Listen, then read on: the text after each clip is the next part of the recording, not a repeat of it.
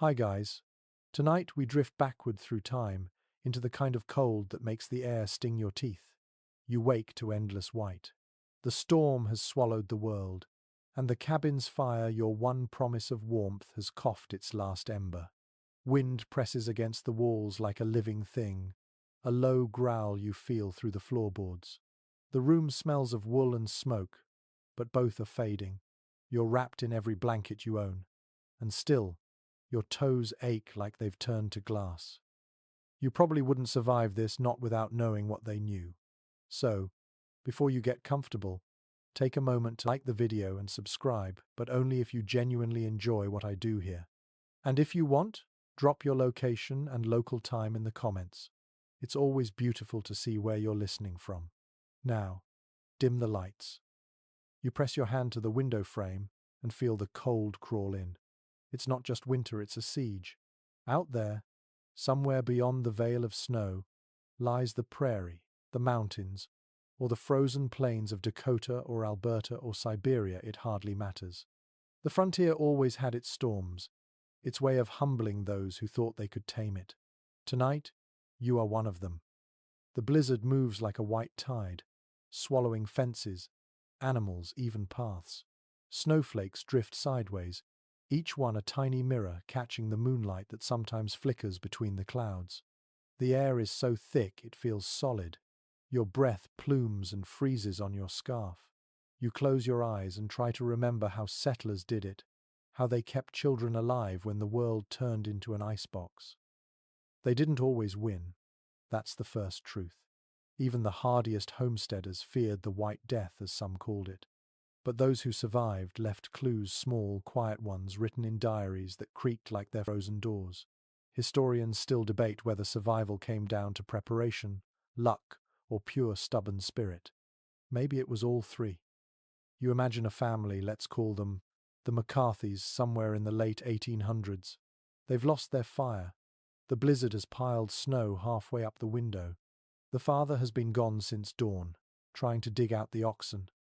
The mother sits with 3 children under a buffalo robe, whispering stories to keep their jaws from stiffening in silence. The baby's breath fogs her shoulder. Their lamp oil ran out hours ago. Still, she hums. She hums to drown out the wind, that shrieking, ghostly whistle that sounds almost human. It's easy to romanticize this scene, but let's not. The frontier was not quaint, it was cruel. Yet, within that cruelty, there was a strange beauty. When the temperature plunged to negative 30 degrees Celsius, and the air itself seemed to freeze mid-breath, time slowed. People learned to listen to the crackle of ice, the shift of rafters, even the soft hiss of snow crystals rubbing together. Those sounds told them things. They said, "You're still here. You're still alive." Frontier families developed instincts we've long forgotten. They could tell the hour by the shade of blue in the sky. They knew when snow changed from soft powder to icy crust that would cut the skin. You, sitting in your modern comfort, might miss those signals entirely. But to them, these signs were everything, maps drawn in the air. The storm outside roars again, pushing its voice through every seam. You think about the small dark room and realize it's not truly silent.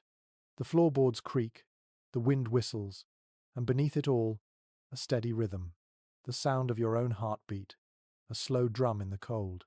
That's what they held on to, the rhythm of being alive, even when warmth was gone. There's a story from the Dakota Territory, winter of 1887. A settler named Amos Fry described crawling into a haystack with his wife and infant after their wagon overturned. The storm raged for 2 days. They wrapped themselves in horse blankets and dug deeper into the hay. He wrote later, "The sound of her voice was the only thing that proved I had not gone deaf from snow." Historians still wonder if the tale was embellished, but its truth doesn't depend on proof. It captures the essence of what survival meant: sound, touch, and the will to keep them both. You shift, imagining hay scratch against your skin, the faint warmth trapped in the core of a frozen bale. You picture the darkness so complete you can't tell if your eyes are open. No fire, no light, just the awareness of your own breath. It's frightening, and oddly peaceful at once. Many frontier families prepared for these moments, though never perfectly. Some built low dugouts, half-buried homes that used earth as insulation. Others relied on sod walls, so dense that snow stuck rather than seeped through. But in a true whiteout, even the best cabins leaked cold. A gust could steal the last spark from a hearth faster than you could relight it. You'd be left with smoke-stung eyes, frozen fingers, and choices that had no easy answer. Burn furniture? Melt snow in your hands for water? Sing so the children wouldn't hear your teeth chatter? You press your palms together, imagining how they did the same. Skin against skin creates warmth, primitive, human, irreplaceable. Scientists would later call it conductive heat transfer. Settlers simply called it holding on. Out there, the wind shifts, and for a heartbeat, you hear quiet. That's the danger moment, the silence before the next gust, the lull that tricks you into thinking the storm is ending. Frontier journals mention it again and again. The stillness frightened me more than the noise, because silence meant the snow was falling heavier, thicker, blinding even the brave. You can almost feel it settling now, soft and relentless. Your breath fogs the air, tiny clouds fading as quickly as they form. Somewhere in the dark, a child stirs. The mother whispers a lullaby she barely remembers. It's in Scots Gaelic, maybe, or Norwegian, whatever homeland they carried inside. Music, even hummed through cracked lips, was a way to defy the void. Here's a quirky detail you might enjoy.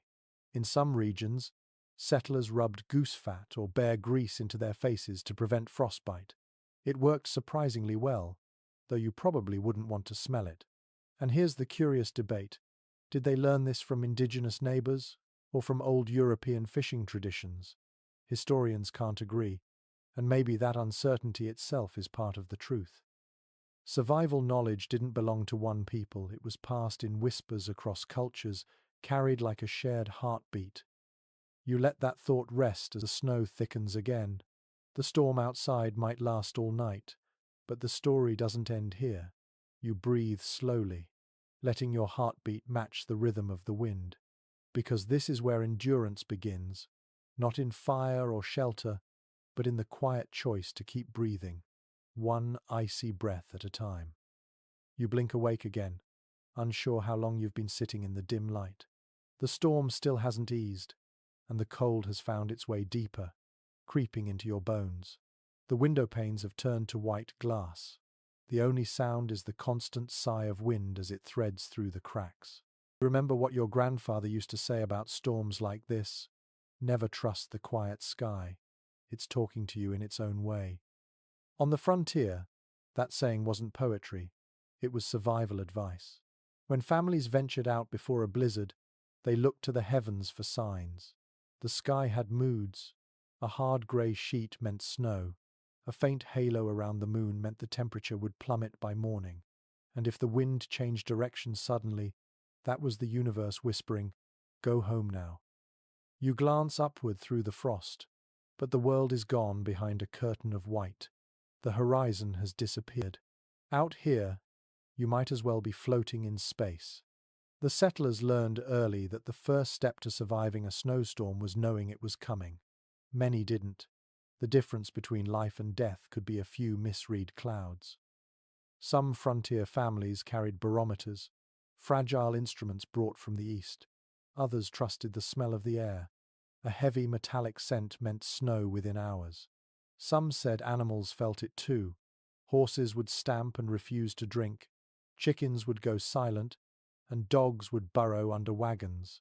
Even now, meteorologists admit animals often sense pressure changes before humans do. Historians still debate how accurate those instincts really were, but it's hard to argue with generations who lived by them.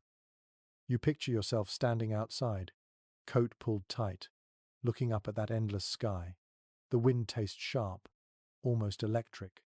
You can smell pine, frozen soil, and something faintly sweet, the scent of the storm itself.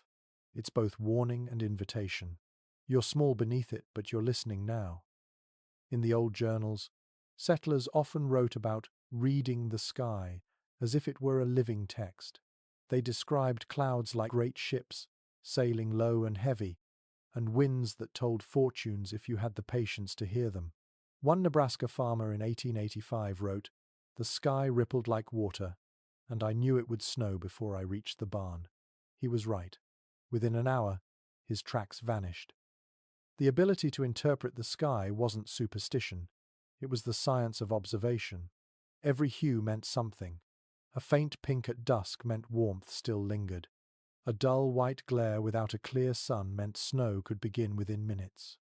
These people didn't have satellites, but they had memory layered, lived in memory passed from parent to child, from trapper to traveler.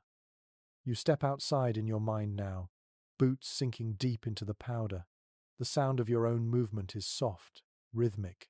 Each crunch seems to echo back from invisible walls. The air feels thick, as though the sky has lowered itself to your shoulders. You reach out a hand, catching flakes that vanish before you can count them. There's something peaceful here, but also something ancient, a quiet that feels older than the human voice. Sometimes, settlers ignored the warnings. Overconfidence was a killer on the frontier. There's a story about a man named Elias, a merchant who left Fort Benton in 1869 to fetch supplies before the storm broke. The horizon had already turned the color of pewter, but he insisted it would hold another day. He didn't come back. They found his wagon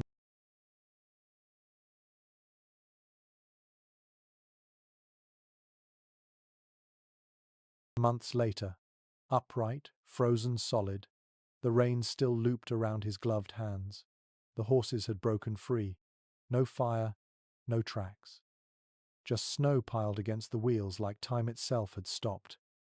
You exhale, watching the breath plume in the imagined cold.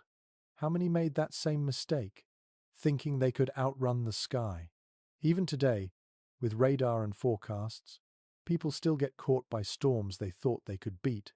The lesson hasn't changed. When the land tells you to stop, you listen. Here's a curious tidbit. Some early settlers claimed they could hear storms approaching days away. They described a faint hum beneath the earth, like the ground was preparing to breathe snow. Scientists now think they might have been hearing low-frequency vibrations caused by pressure changes or faraway thunder. Whatever the truth, those sounds became omens. When the soil hums, the snow will come, one old Norwegian saying went. Historians still argue whether such sounds were real or imagined, but perhaps imagination itself was a form of survival. Believing you could read the land made you more attentive to it.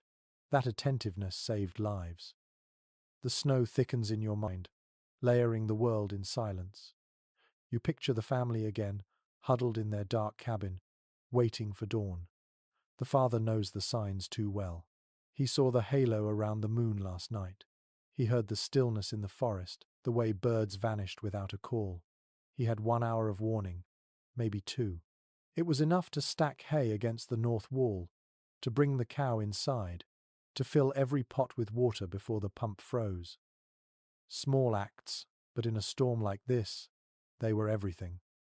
You imagine his hands now cracked, numb, fumbling with rope and latch. His breath steams as he glances upward. The snow begins like powder, light as ash. Then it thickens. He shuts the door. That sound, the final thud of wood against wood, is the last human noise before the world becomes white.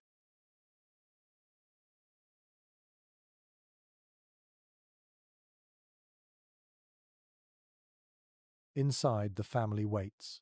The wind hits first, shrieking across the roof. Then comes the cold, seeping through every seam. The youngest child asks if the sky will fall. The mother says no, but her eyes flicker toward the ceiling as snow starts to build above it. She has learned that the sky does fall, in its own way, every winter. Outside, the wind sculpts drifts taller than fences. Inside, the air grows heavy with breath and fear. You realize how precise survival had to be, how reading a sky correctly could mean the difference between dawn and oblivion. Even now you can practice that old habit. Step outside before a storm and look up. Feel how the air presses closer, as though the planet itself is inhaling. Listen to the wind's edge, it sharpens before the first flake falls. The frontier families weren't mystics. They were observers, artists of attention. They looked at the same sky you do, only with more at stake. You take another slow breath, letting the imagined cold fill your lungs. The storm isn't over yet, and neither is their night. Somewhere beyond that window, the wind changes again. The family hears it and knows. The heart of blizzard has only just begun. You sit with the sound of the wind still in your ears. The night has deepened, but you can feel life continuing in the small, fragile spaces within the storm. If the first rule of survival was learning to read the sky, the second was learning to read each other. On the frontier, warmth wasn't always made of wood and flame. It was made of closeness, of shared breath, of trust that no one would give up before the morning. Inside the tiny cabin, every inch of space matters. The McCarthy family you imagined earlier now leans together on a straw mattress covered in a patchwork quilt.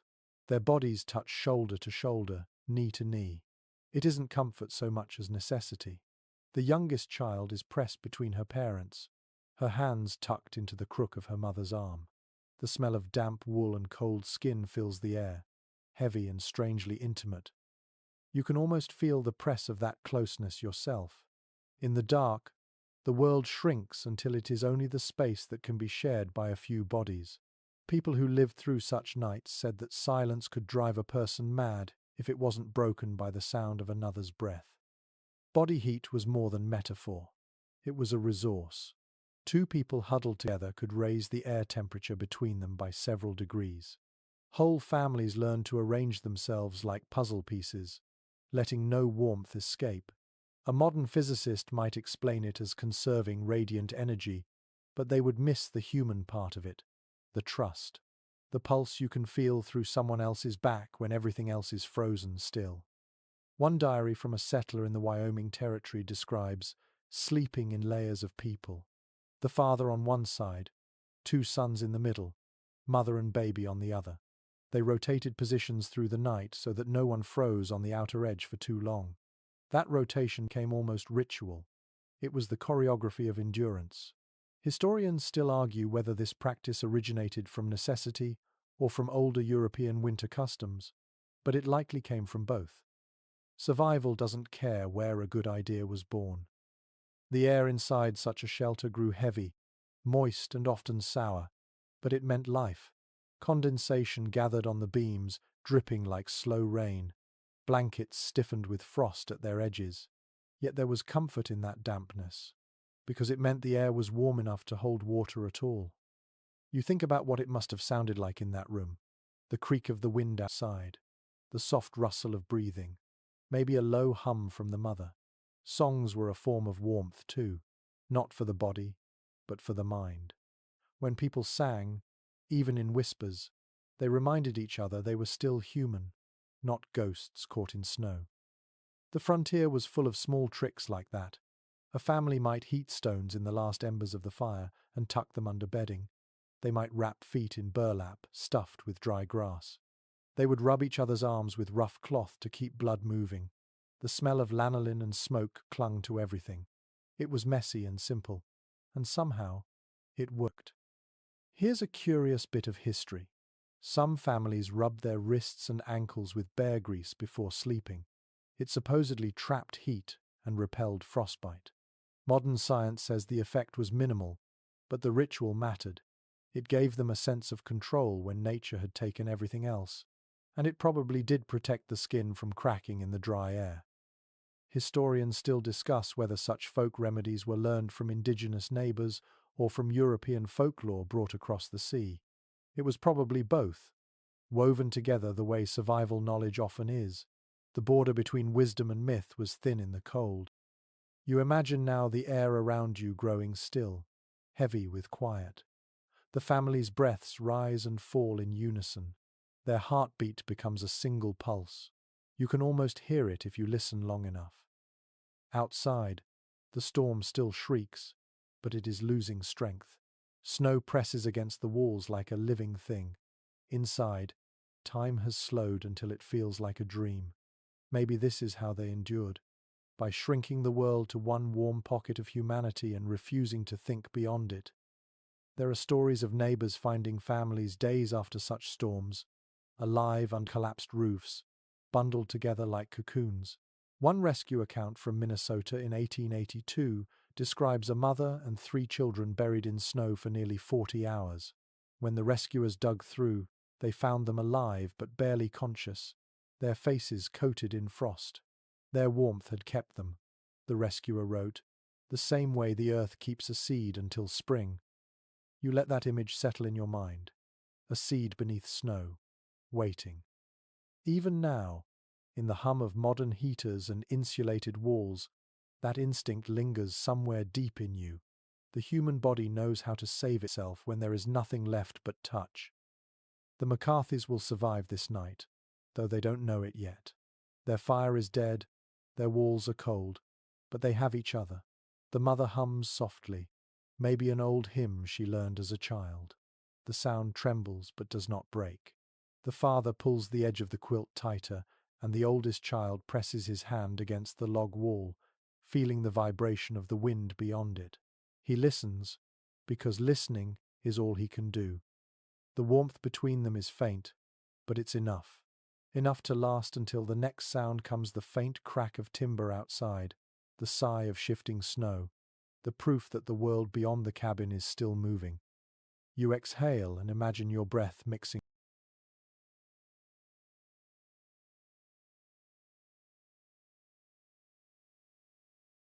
with theirs.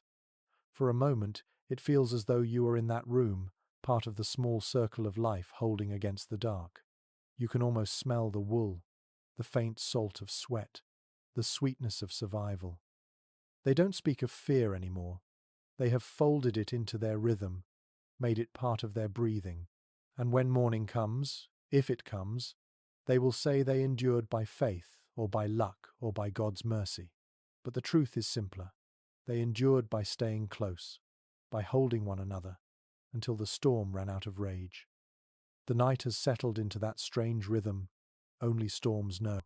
It breathes in gusts and sighs, then holds its breath again, as if the earth itself is thinking. Inside the buried cabin, you hear the faint scrape of snow sliding off the roof, the sigh of the wind shifting its pitch. The family barely moves now.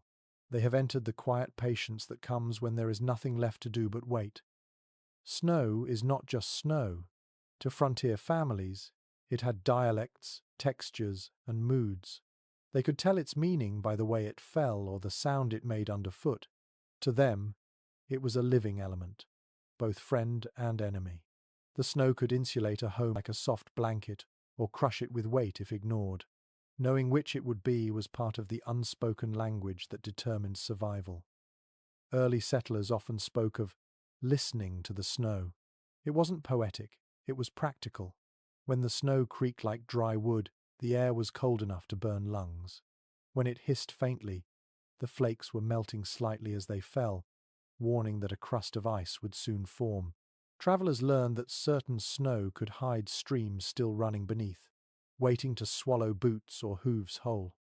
Contemporary journals mention a saying, "Powder lies, crust kills." It reminded people that light snow was harmless, but heavy, hard-packed drifts could trap wagons or collapse roofs. Knowing the difference came from years of watching, walking, and listening. A curious little detail from that era is that children were often sent outside during short lulls to speak to the snow. They would press an ear to a drift and report what they heard. Some said it hummed or whispered. Parents used the game to teach them how to sense air changes and to keep fear at bay.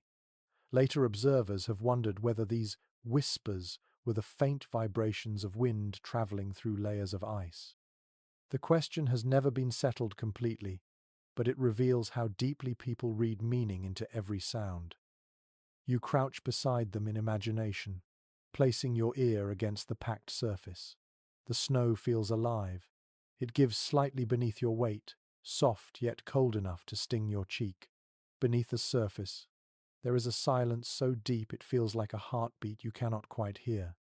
The McCarthys, still huddled in their cabin, know the snow by sound and by smell. It smells faintly of iron and pine resin.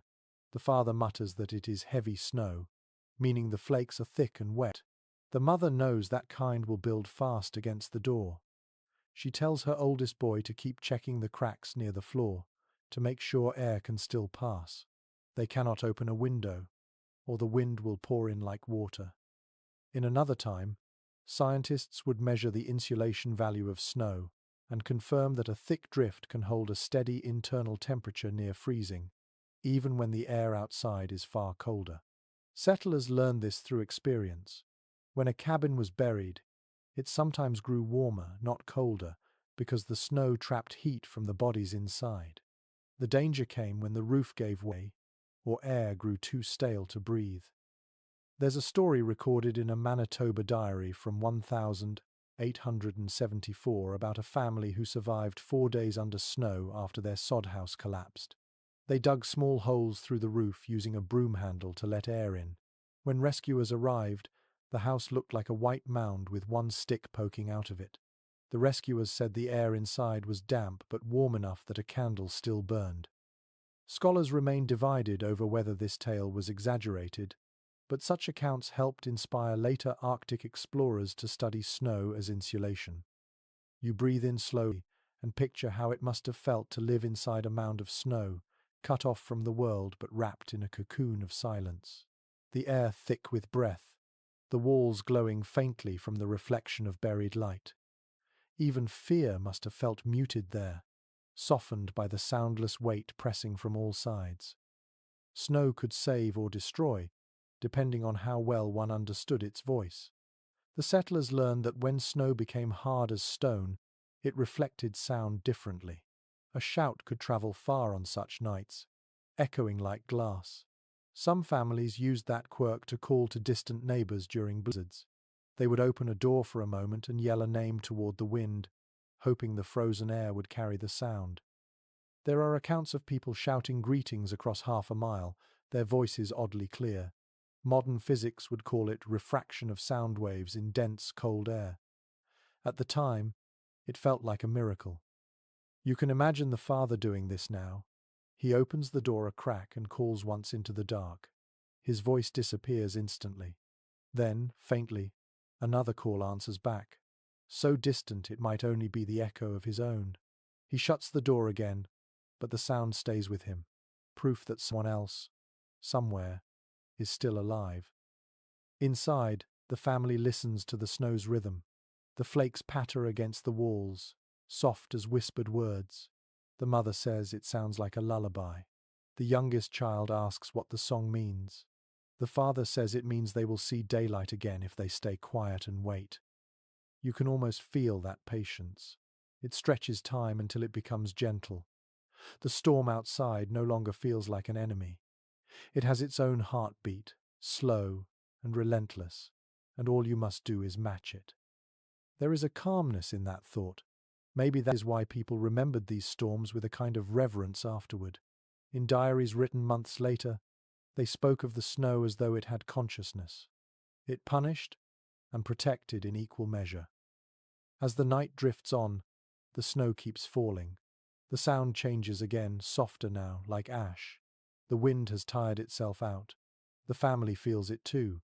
They breathe easier, though they dare not move. Somewhere under that endless white, life waits in silence, learning again the language of snow. The blizzard keeps breathing outside, but something has changed. The air no longer howls like a living creature. It murmurs. The fury is turning inward now, softening into a quieter kind of danger. Inside the cabin, the family begins to notice the weight of snow pressing down on the roof. A deep, groaning sound travels through the rafters, slow and rhythmic, like the moan of a ship in ice. You tilt your head, listening, because you know that sound means it is time to act. When the wind takes away your fire and the walls start to freeze, survival means making the earth itself your shelter. Frontier families learned this from those who had lived close to the land long before them. Digging in snow was not madness, it was strategy. They called it burrowing, and it saved more lives than any fireplace ever could. The father in your story reaches for a shovel, He cannot risk opening the main door. The drift would collapse inward. Instead, he uses a trapdoor near the floor that opens to the lean-to, the small structure where they keep feed and tools. He begins to dig sideways, each movement slow and careful. The snow resists at first, heavy and wet, but then it becomes lighter, powdery. The air feels colder out there, but fresher too. The family behind him watches, waiting for the signal that the passage is clear. Frontier records describe this method in calm, practical language, as if carving a tunnel through ice were just another daily task. According to pioneer notes from the 1880s, settlers often built snow caves when stranded far from home. A hollowed drift, if shaped right, could trap warmth and block wind better than a tent. In some Arctic regions, similar shelters were crafted by indigenous peoples for thousands of years. Later explorers admitted they had borrowed the idea completely. A curious little fact from one expedition journal mentions that people sometimes lined their snow burrows with spruce branches to keep walls from melting from body heat. If branches were scarce, they used dried grass or animal hides. The walls glowed faintly, lit by a tallow candle or a bit of whale oil in a tin cup. The smell of smoke mixed with the scent of pine and snow, creating a perfume that was half comfort, half warning. Researchers today note that snow caves can maintain a steady temperature just below freezing, even when the air outside drops far lower. The warmth of human breath and bodies becomes trapped inside, turning the space into a fragile cocoon. Those early families did not know the science, but they understood the feeling of it. The sudden hush, the still air, the faint sound of snowflakes sliding across the ceiling like sand in an hourglass. You can almost crawl beside them now. Your hands sink into the cold, damp crystals. The snow presses close, and for a moment you feel buried, but then you notice the quiet. It is not the silence of death, but of protection. Every sound is softened, every breath caught and returned. In one account from the Montana frontier, a man trapped in a wagon storm used his own overturned sled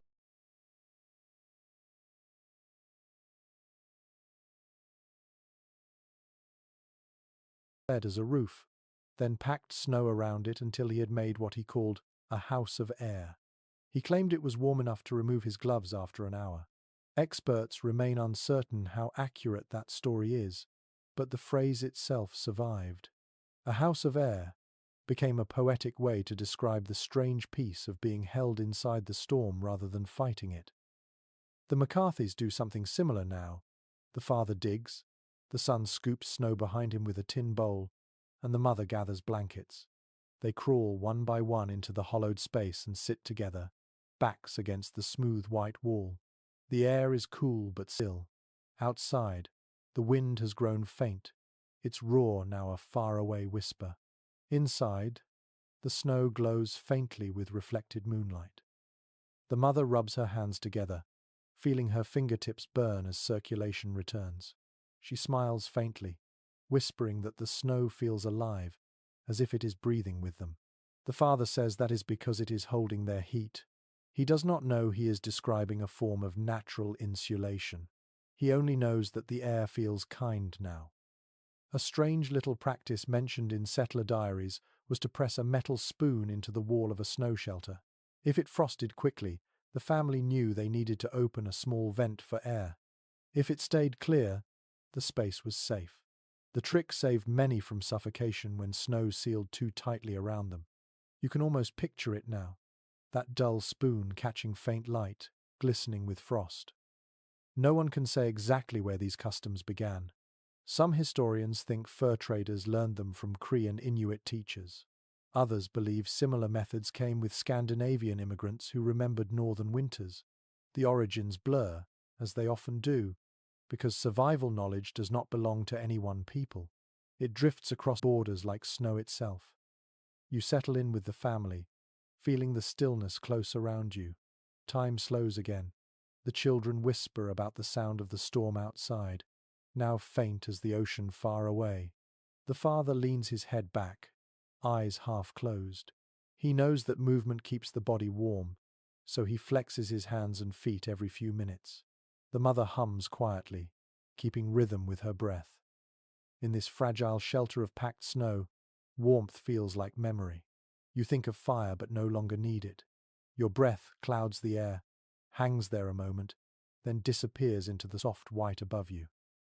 Outside, the storm sighs one last time. The snow falls steady but tired.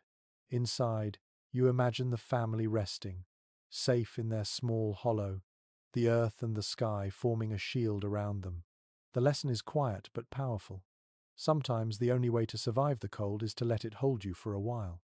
The air inside the snow shelter grows still.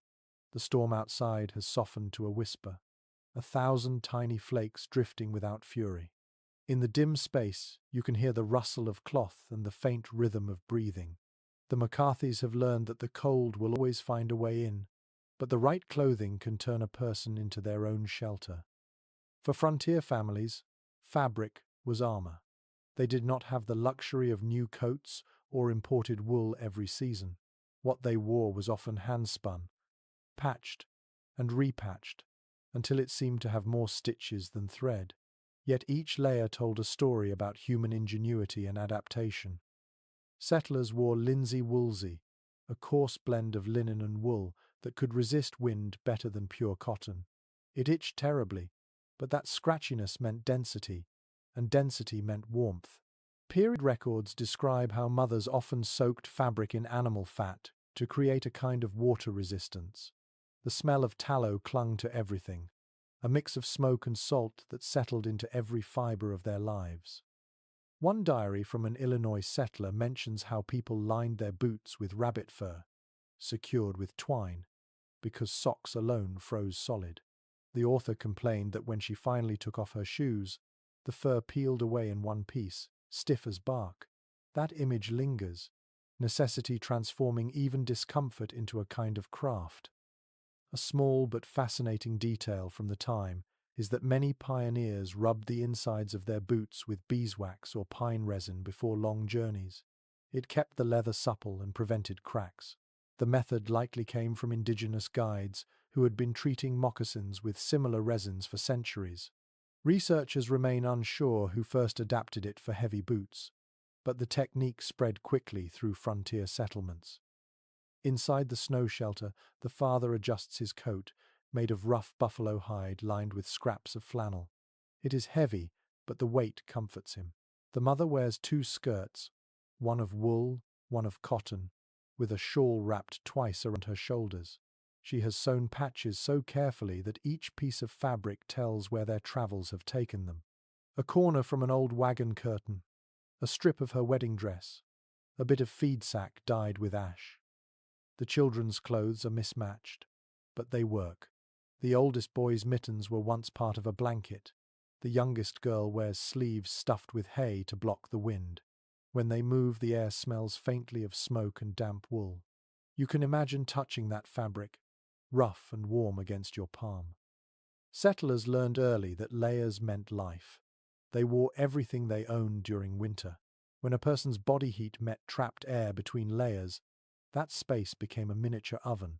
A modern physicist would call it insulation, but the families simply called it smart dressing. They did not care for words like thermodynamics. They cared for whether their children woke up breathing.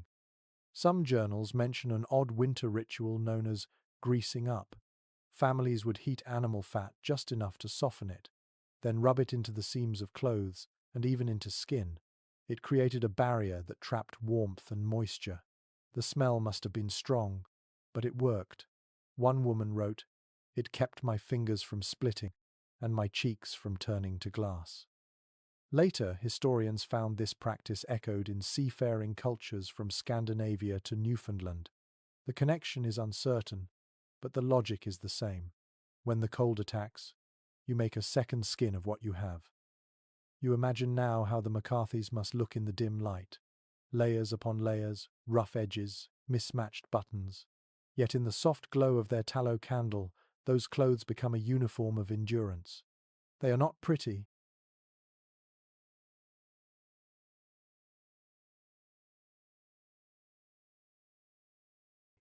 but they are proof of persistence. Here is a peculiar custom worth noting. When settlers traveled in pairs through snowstorms, they sometimes swapped outer garments halfway through the journey. The reason, according to period accounts, was to share the sweat and prevent any one person's coat from freezing solid. It sounds strange now, but the logic was solid. The person who wore a damp coat risked frostbite when the moisture turned to ice. Alternating prevented that deadly chill. Experts still discuss whether this technique truly worked, but the idea reveals how seriously people studied their own survival. Inside the snow cave, the family sits close. The mother checks the children's sleeves, making sure the fabric hasn't stiffened. The father rubs his hands together and pulls his scarf tighter around his neck. He remembers a neighbor once saying that wool saves souls as well as skin. Maybe he was right. Wool burns slow, holds warmth, and forgives mistakes. You picture your own hands now, feeling the weight of heavy winter fabric. It scratches, yes, but it also comforts. There is a strange intimacy in knowing how many people wore their clothes into battle with the cold. Every patch, every stitch, a declaration of hope. It is easy to forget that what we now call survival gear was once handmade by candlelight.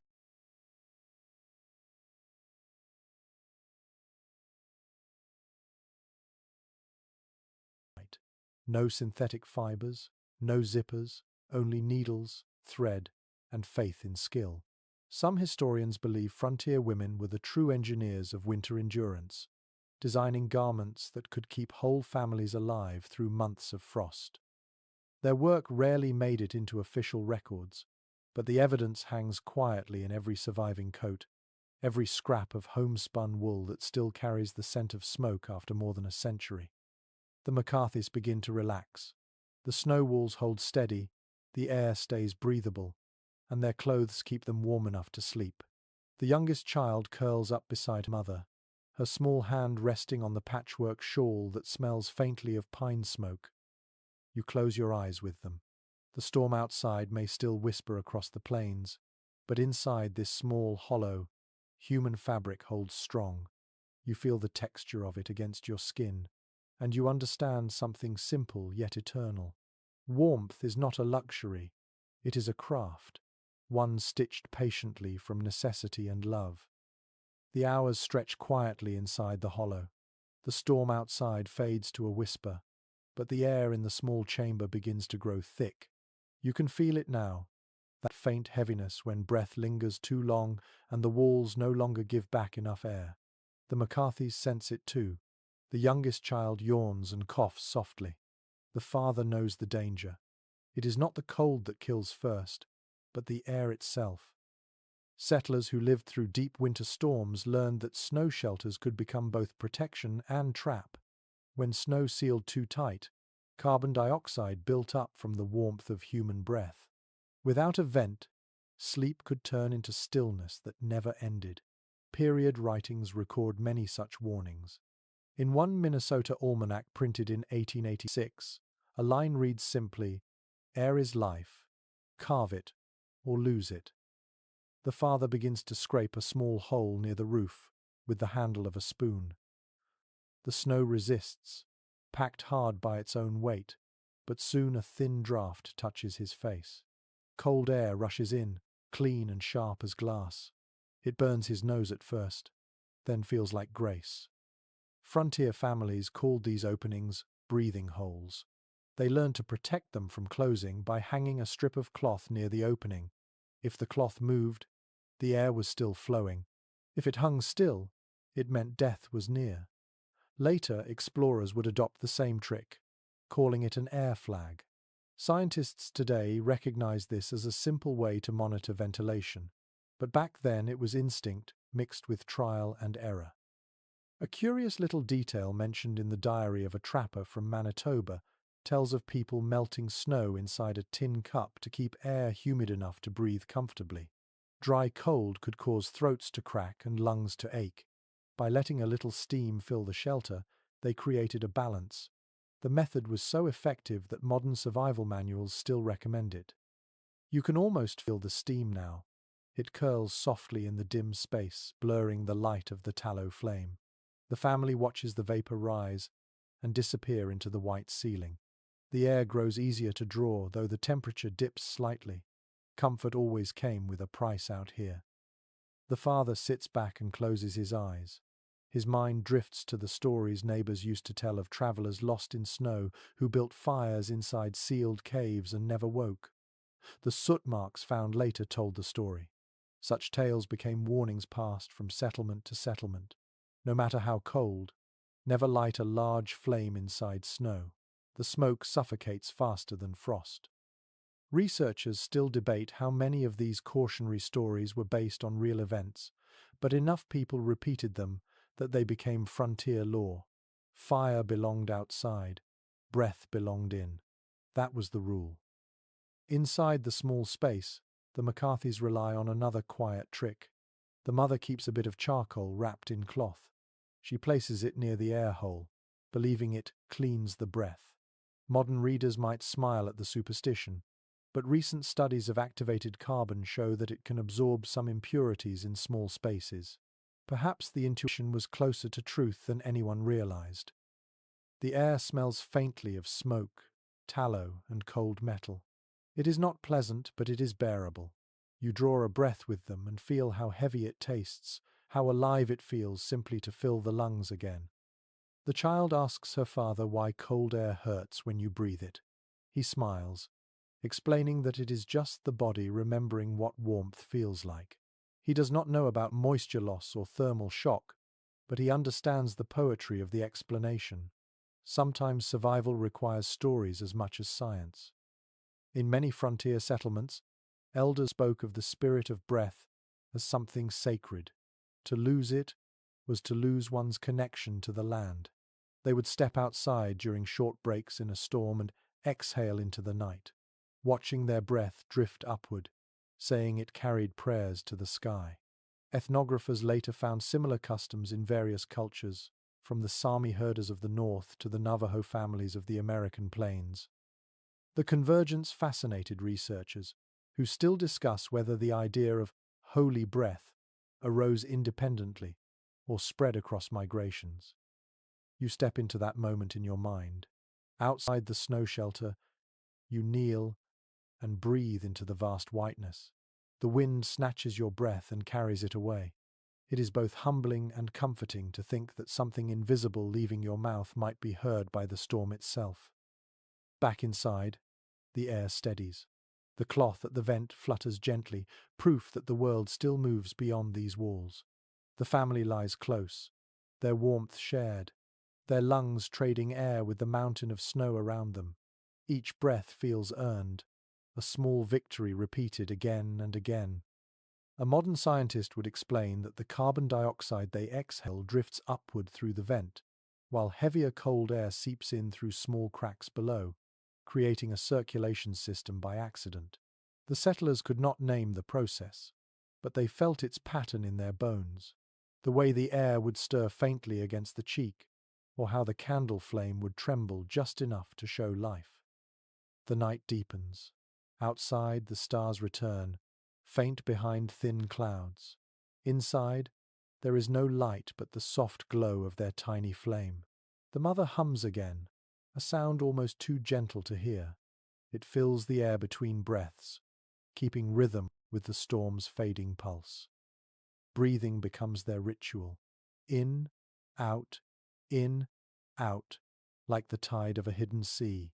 Each inhale a promise, each exhale a prayer. You match them without meaning to, feeling your own chest rise and fall with theirs. It is strange how something as ordinary as air can become the purest act of endurance. When the candle finally gutters and dies, the family is not afraid. They can feel the air still moving. It smells of snow, of life. And in that moment, surrounded by silence and darkness, they understand what generations before them had already known. Warmth may save the body, but breath keeps the soul alive. The quiet inside the snow cave is almost kind. The walls glimmer faintly in the reflection of the tallow flame, like frozen silk. The McCarthys have survived the first long night, but survival does not end with air and warmth. Hunger comes next. It begins as a whisper in the stomach, then grows into a roar that drowns every other sound. On the frontier, people learned that storms were not only about cold but about waiting. When a blizzard sealed the doors, food became a kind of memory. You could almost taste what you did not have. For families trapped far from towns, what mattered most was what they had stored before the snow came. Frontier larders were strange hybrids of practicality and hope. They held salted meat, jars of beans, dried apples, and the thick, dark syrup settlers called blackstrap. Some families made hardtack, a biscuit so dry it could outlive a person. Others relied on cornmeal mixed with melted snow to make a thin porridge. It had almost no taste, but it was enough to keep the body moving. According to agricultural journals from the 1870s, pioneers were advised to pack barrels of flour and sugar before winter and to hide a smaller supply in case the main store froze solid. In storms that lasted more than 3 days, families often had to choose between rationing carefully and eating everything at once to keep up their strength. A peculiar detail noted in a settler's letter from Nebraska tells how people sometimes boiled snow mixed with molasses and ashes. It sounds awful, but the mixture provided minerals and a tiny spark of sweetness. Some children called it snow pie. The recipe never made it into any cookbook, but it became part of frontier folklore, a symbol of endurance wrapped in a joke. The McCarthys have their own small stockpile, a sack of cornmeal, a few potatoes, a jar of lard, and one precious loaf of bread, already stiff from the cold. The mother cuts thin slices, toasts them slightly over the candle's heat, and passes them around. The smell of browned flour fills the small shelter, faint but comforting. The youngest child asks for milk, and the mother shakes her head. The cow is outside, buried but alive. She promises they will reach it once the storm settles. The child nods, content with the warm crumb of bread pressed into her hand. Travellers caught away from home sometimes had no food at all. They learned to eat the bark of young trees, scraping away the tough outer layer to reach the soft inner flesh. Modern studies show that this inner bark contains small amounts of starch, enough to give weak bodies another hour or two of strength. No one would call it pleasant, but survival rarely is. One explorer's log from 1859 records a man melting snow in a tin cup and adding a button from his coat for flavor. It was meant as humor, but it speaks to how the mind copes with hunger by turning it into story. The imagination feeds the spirit when the body has nothing left. Experts still discuss how frontier families balance nutrition and psychology. Some believe that ritual praying before a meager meal or describing it aloud helped people feel full. Others think it was simple willpower, honed by years of scarcity. Either way, it worked. Families who stayed calm lasted longer. Inside the shelter, the McCarthys eat slowly. The father takes the smallest piece and gives the rest to his children. He pretends to chew long after his food is gone, hoping the sound of it will comfort them. The mother hums quietly, a rhythm that fills the pauses between bites. The sound of eating in such silence is strange. Each crunch, each swallow, echoes softly against the snow walls. You can hear it too, that small music of survival. It feels almost sacred. Here is a curious practice worth remembering. Some families melted snow not just for water but for tea made from willow bark or pine needles. It tasted bitter, but it contained vitamin C, preventing a disease that settlers called winter rot. Later, scientists identified it as scurvy. By chance or intuition, these rough teas kept them alive. The McCarthys do the same. The mother drops a few needles from the evergreen branch she keeps for kindling into the pot of warm water. The air fills with a smell like clean wood and sap. The children wrinkle their noses, but they drink it anyway. The father tells them that in Norway, where his grandfather came from, people called it forest tea. The storm outside sighs, sending a faint shiver through the snow walls. The family finishes their small meal and settles back under their blankets. Hunger is still there, but quieter now, like an old animal that has decided to rest. Somewhere in the distance, a wolf howls. The sound travels through snow like a note through a drum, deep and low. The father listens, then smiles faintly. He knows the wolves will not come close tonight. The smell of smoke and human breath keeps them away. Still, that sound reminds him of the world beyond this white cocoon, where life still moves under the open sky. Researchers who study historical survival stories often note how people described food in poetic terms after long isolation. A slice of bread became a gift from heaven, a spoon of lard, the taste of the Sunday. It is not exaggeration but gratitude. Hunger teaches reverence. The family drifts toward sleep again, their stomachs not full but not empty enough to despair. The snow above them creaks softly, settling. You close your eyes and imagine the smell of pine tea, the faint warmth of shared breath, and the taste of bread baked weeks ago but still sacred. This is how they endured nights without fire or feast, by transforming necessity into ritual and hunger into quiet prayer. Every crumb was a promise that the world would feed them again once the storm was done. Morning never really comes inside a storm like this. The light that filters through the snow roof is dim and bluish, a ghost of daylight. The McCarthys stir beneath their blankets. Their stomachs ache softly, a reminder that the bread and pine tea of the night before were never enough.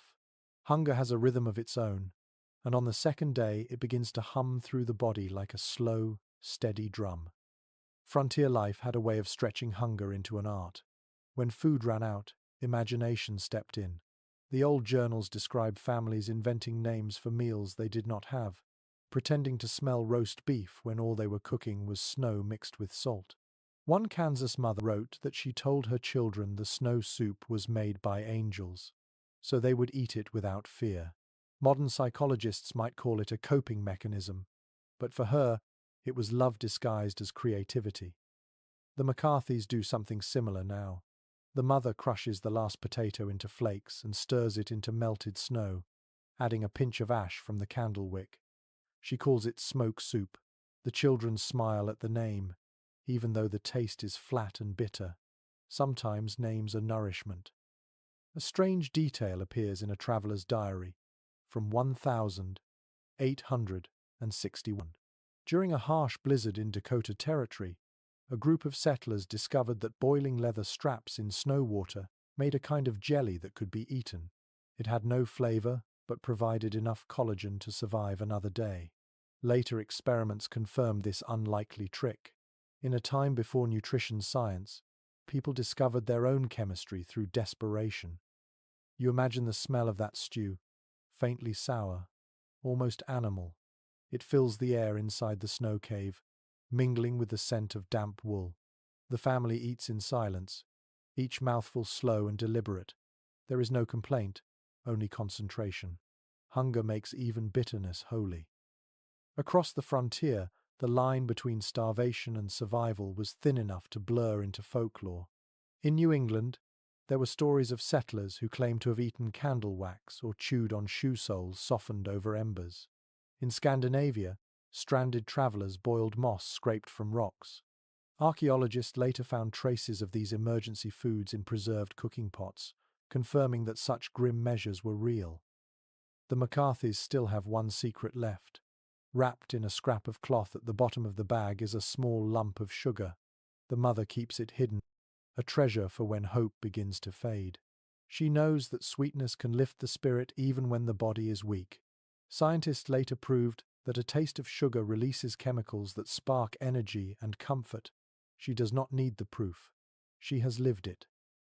The father steps outside the burrow briefly, crawling through the narrow tunnel he dug. The air outside is bright and cruel. The world looks erased, every landmark buried under smooth white hills. There is no path, no sound but the faint hiss of snowflakes falling on snow. He cannot tell where the barn once stood. He kneels and scoops a handful of powder, presses it to his lips, and tastes the iron tang of frozen air. His beard is stiff with ice. He listens for the lowing of their cow but hears nothing. Still, he knows the animal might be alive, trapped somewhere under a drift. The warmth of large creatures can keep them breathing for days. He whispers a promise to dig for her when the wind dies completely. He returns inside, bringing the brightness of the outside world with him for a moment. The children blink, dazzled by the faint light reflecting off his coat. The mother reaches for his hands and rubs them to restore warmth.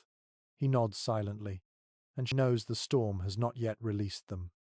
In times like these, families invented rituals to remind themselves that life still had rhythm. Some kept a small stick or nail and carved tiny marks for each day spent waiting. Others recited prayers or poems from memory, not out of piety, but for the comfort of repetition. In one settler's diary, a mother wrote a single line for each storm day: "Still here, still breathing."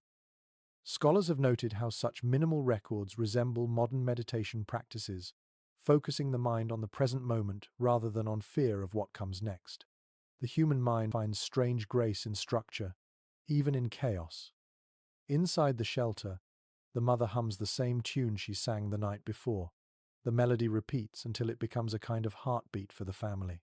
The children close their eyes and begin to sway gently with it. The father listens, his hunger dulled by the sound. A curious practice mentioned in a Montana newspaper from 1888 described settlers chewing pine resin during food shortages.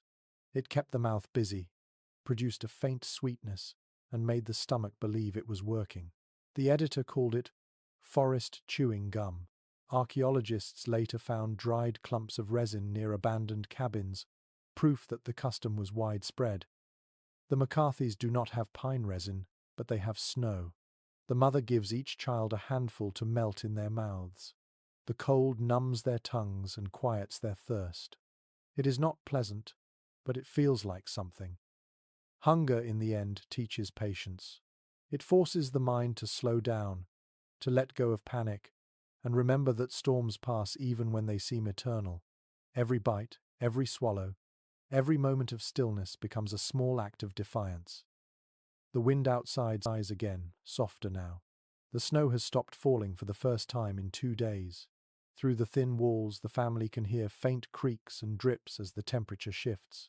The father smiles for the first time. The worst of it might be ending. He does not say this aloud. He knows hope can be dangerous if spoken too soon. Instead, he closes his eyes and breathes deeply, letting the air fill his chest. It smells faintly of smoke, wool, and something new, the scent of thaw beginning.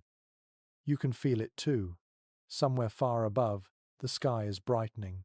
The hunger remains, but so does something stronger. A pulse beneath the snow, a quiet knowledge that life is waiting for them beyond the white silence. When the snow finally quiets, the world outside turns to glass. The light is so sharp it makes your eyes ache. The McCarthys push open the narrow tunnel they dug, and a flood of icy brightness spills in. The air is still, the silence complete. The father listens carefully, expecting the muffled groan of wind, but hears only the soft crackle of snow shifting under its own weight. He breathes deeply. The storm is over. But the cold remains, heavier than before. Without the blizzard's movement, the air sits like a stone. It feels colder in stillness, sharper against skin. The family huddles again, reluctant to step fully into that frozen light. Their breath clouds and drifts upward, touching the low ceiling of their shelter. For the first time, they can hear faint sounds from the world beyond the distant rustle of something alive. A shape moves near the entrance. At first, they think it is the wind. Then comes a soft snort, a thump of hooves. The oxen. Against every chance, the animals have survived. They are half buried in snow but standing close, drawn by the smell of people. The father crawls forward and brushes frost from their hides. The warmth radiating from those broad bodies feels like sunlight. On the frontier, animals were not only labor, they were living furnaces. Families knew that when firewood ran out, the next best source of warmth came from fur and blood that still moved. Settlers wrote of sleeping in barns beside cows or horses, their breath turning frost to steam on the walls. According to one farming guide from the 1870s, a cow's heat will warm a stall more surely than any hearth. The McCarthys move carefully through the snow tunnel until they reach the animals. The oxen's flanks steam faintly in the cold. The family presses close to them, feeling the heat through their thick hides. The father laughs softly, a sound that startles even him. For the first time in days, warmth touches his face. A curious note appears in a Norwegian immigrant's journal from 1864. He wrote that when his family was trapped in a mountain pass, they slept between their goats, covering everyone with a single wool blanket. They breathed, and we breathed,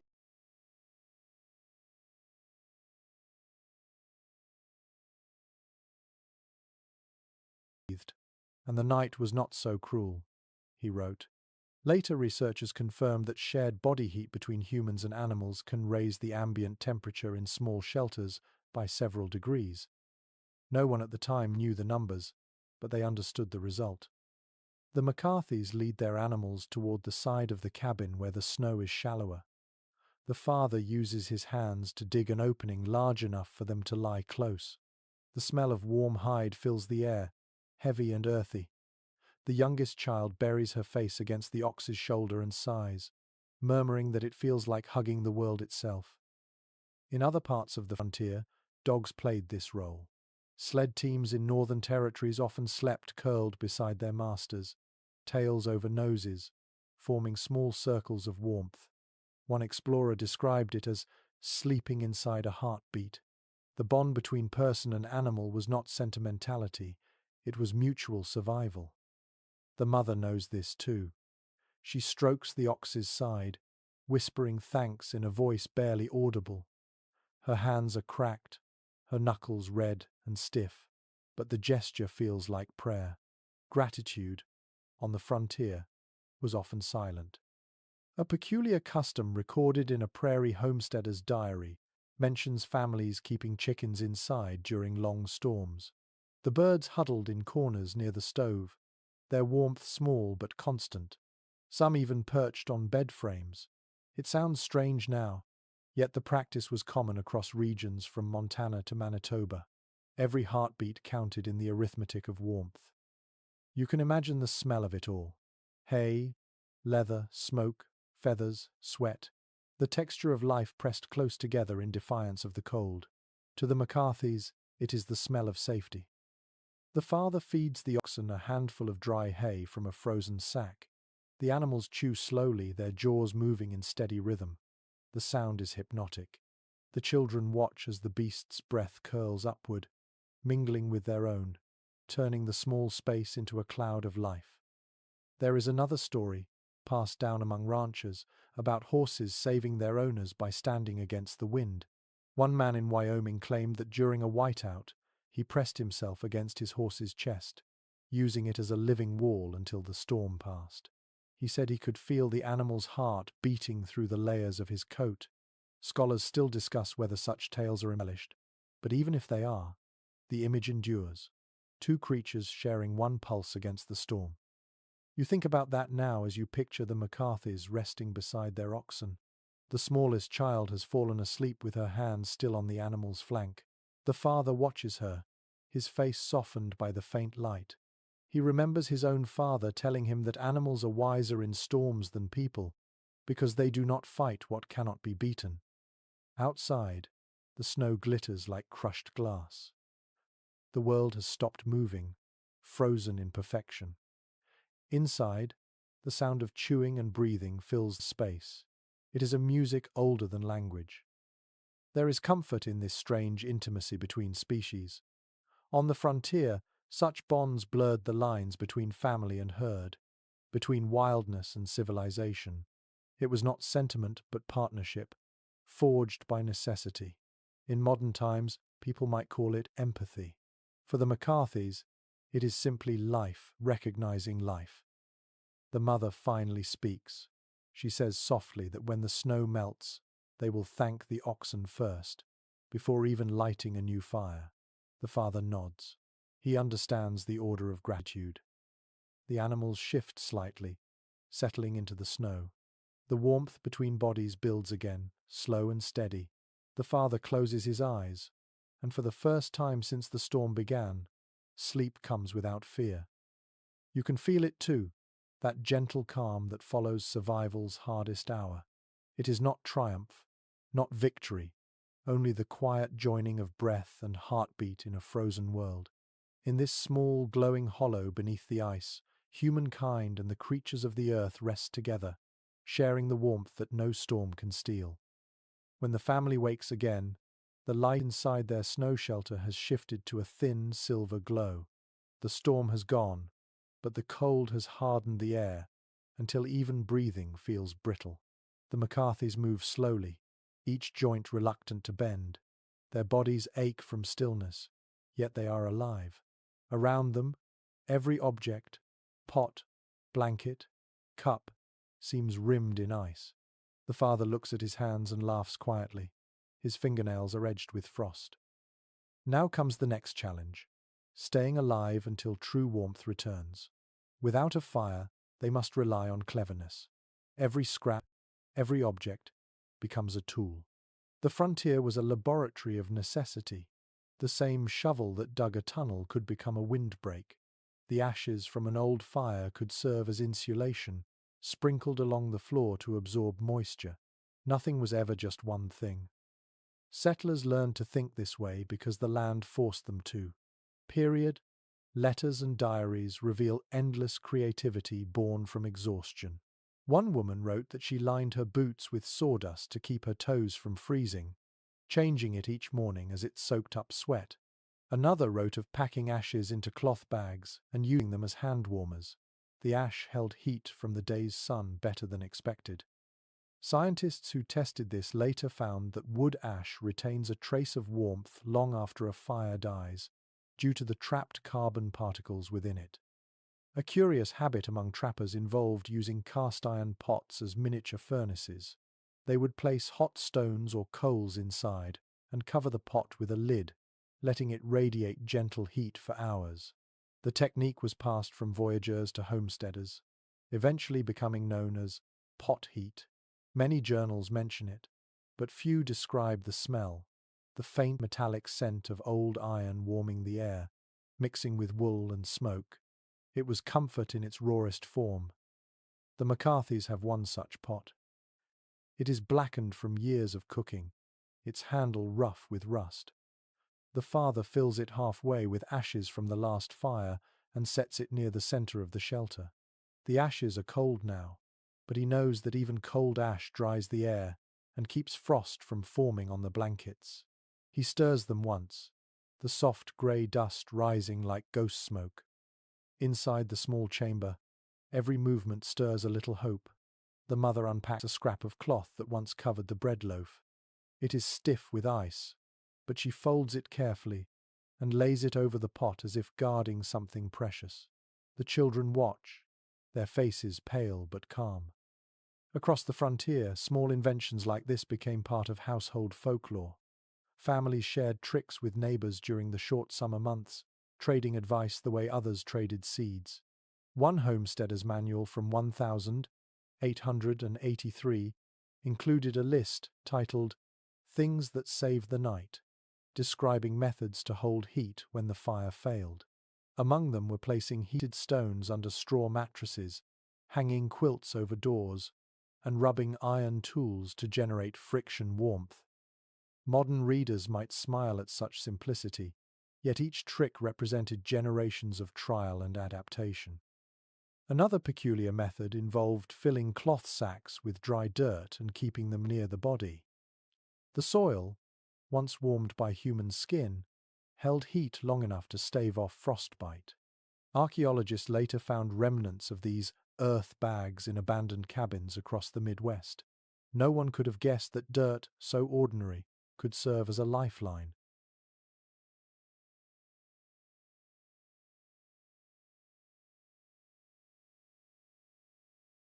The McCarthy's world is small but ingenious. The father inspects every object for purpose. The children's tin cups become scoops for snow. The handle of a broken pan serves as a wedge to pry open the tunnel. Even the candle stub is saved, its wick too short to burn but long enough to be used as thread. Survival is an art of repurposing. Outside, the oxen shift restlessly. The father steps through the tunnel to check them, his breath forming clouds in the blue morning air. He rubs their flanks and notices frost clinging to their nostrils. He remembers hearing once that rubbing snow on frozen skin can restore circulation. It seems strange, but it works. By applying cold to cold, the body warms more slowly and avoids deeper damage. This principle, long before anyone named it thermoregulation, was known through experience. He returns inside, stamping his boots. The mother has gathered their remaining ashes into a circle. The grey dust lies like a protective ring around the sleeping children. The air is drier already. She looks up and says softly, "It smells like home again." Her words are true. Ash has its own scent, faintly sweet, faintly bitter, a memory of flame. In it, the family finds something resembling normalcy. It reminds them that warmth once existed and will return. Historians still puzzle over how such small comforts sustained people through months of ice. Some suggest that the rituals mattered more than the physics. Whether or not the ash truly warmed them, the act of tending it gave purpose. To work, to fix, to improve those actions, kept despair at bay. The children stir and begin to play quietly, stacking bits of snow into tiny walls. Their laughter is faint but real. The mother watches them and smiles. Even in this frozen world, imagination persists. The father kneels by the pot, pressing his hands into the ashes until they come away coated in grey. He rubs them together, feeling the faint warmth left from friction. "Fire in the fingers," he says with a grin. The children repeat it, giggling. Fire in the fingers. The phrase will stay with them long after this storm fades. A small spell against cold. You can almost feel it yourself. The coarse grit of ash between your palms. The dry air easing against your skin. The strange comfort of making heat where none should exist. As the day drifts on, the air inside the shelter grows easier. The vent hole still flutters with movement, proof that the outside world remains. The McCarthys rest, their minds lighter now. They have learned that survival is not only about what burns, but about what endures after the burning stops. When night comes again, the snow outside will glitter under the moon, calm and indifferent. Inside, the small family will sleep beside their pot of cold ash, a symbol of the fire they once had and the warmth they will find again. The storm has passed. The prairie still holds its breath. Snow stretches to every horizon, smooth as silk, unbroken by tracks. The McCarthys step outside their shelter into a world that looks entirely new. Every sound feels magnified in the stillness. The crunch of boots, the soft snort of the oxen, the faint sigh of wind moving through frozen branches. The cold no longer screams. It hums quietly, like a low note held by the earth itself. They have survived. Yet in this quiet, survival feels fragile. The children speak in whispers as though afraid to wake the storm again. The father kneels, scooping up a handful of powdery snow, letting it slip through his fingers.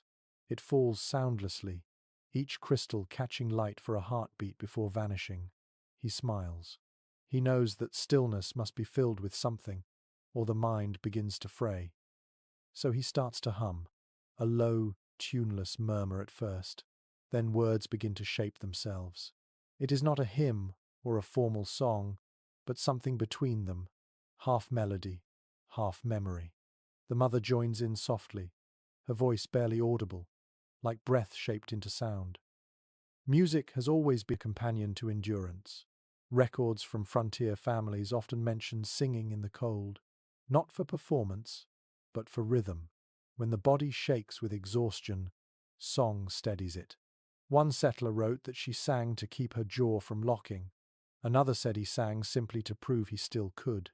The voice becomes both warmth and proof of life.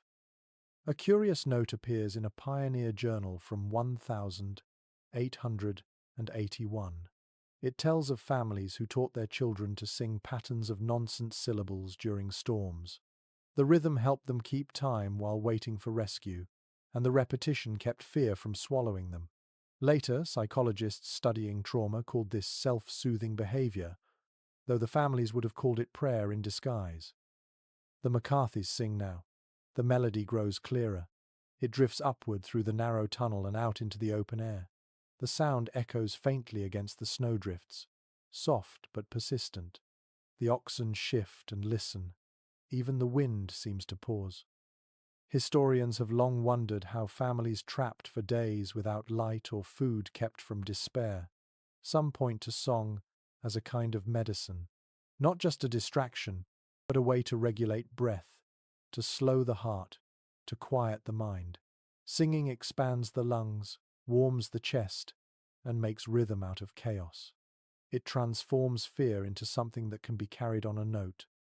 The mother begins to hum a tune from her childhood, something her grandmother used to sing when storms rattled the windows back in Ireland. The words have long faded, but the melody remains. It rises and falls like a lullaby and fills the frozen air with warmth that no fire could match. The children listen first, then join in, shyly at first, then louder. Their small voices echo through the snow cave, bouncing back soft and strange. They laugh at the echo, and for a moment it feels like the walls themselves are singing back. There is a letter from a teacher who lived in Kansas in 1875. She wrote that during a blizzard, the students in her one-room schoolhouse began to sing while waiting for rescue. She claimed the sound was so strong that a search party located them by following the faint strains of Home, Sweet Home. Modern historians debate whether the story is true, but the symbolism endures. Song as a beacon through white silence. Inside the shelter, the McCarthys keep singing, letting their fear turn to rhythm. The father stamps his boots gently in time. The children clap their hands softly. The walls seem to vibrate with the sound, catching it and returning it like the heartbeat of the earth. A strange but charming detail in one Scandinavian frontier diary describes families teaching lullabies to their livestock. The writer claimed cows produced more milk in winter when sung to during milking.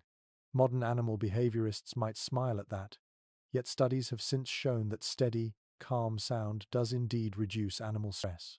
The settlers may not have known the science, but they knew the comfort of connection.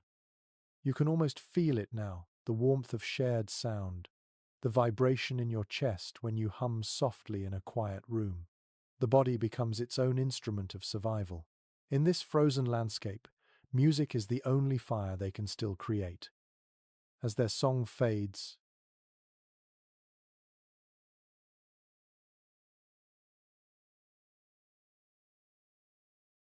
silence returns, but it is no longer empty. It feels filled with memory, with the echo of human voices pressing gently against the cold. The family settles again, smiling faintly. The mother smooths the children's hair and whispers, "As long as we can sing, we are not alone." The historian in you might pause here, noting that songs of hardship have outlived every storm. Work songs, lullabies, spirituals, they are threads that connect centuries of survival. Scholars still discuss whether music arose from joy or fear, but here in the snow, the answer feels clear. It comes from the need to turn breath into something beautiful before it fades into the air. The father hums one last line, quiet enough that only those closest can hear it. The sound blends with the slow rhythm of the oxen breathing. The snow above their heads glows faintly as sunlight tries to break through. For a moment, the world feels suspended between silence and song, between death and waking. Then the youngest child laughs, bright and sudden. The others join in, their laughter rising through the tunnel like bells. The storm has left scars across the land, but in this moment, the only thing that matters is the music of being alive. By midday, the next light begins to filter through the sky, turning the white drifts into silver glass.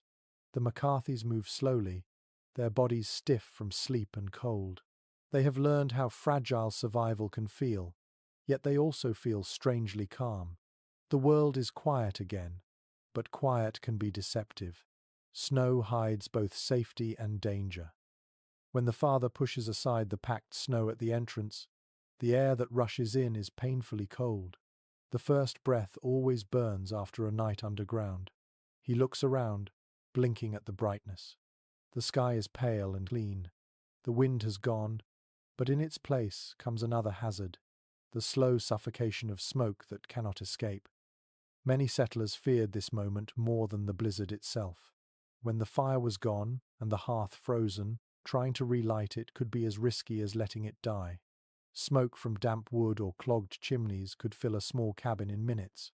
Accounts from frontier diaries often mention families choking on their own attempts at warmth. The McCarthys still have a few sticks of wood buried under the snow outside. The father retrieves them, shaking off the frost. They are soaked through but solid. The mother helps, her fingers already numb. Together, they set the pieces near the door, hoping the faint sun might dry them. In many frontier homes, wet wood was a constant enemy.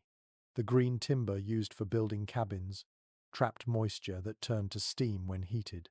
It hissed and spat in the hearth, coating the room with black smoke. Families learned to recognize the smell of it: sharp, acidic, and a little sweet. You can almost taste it now, the way it scratches the back of your throat. An old Nebraska newspaper once printed an article titled "Wood That Bites Back," warning settlers never to burn cottonwood or elm unless desperate.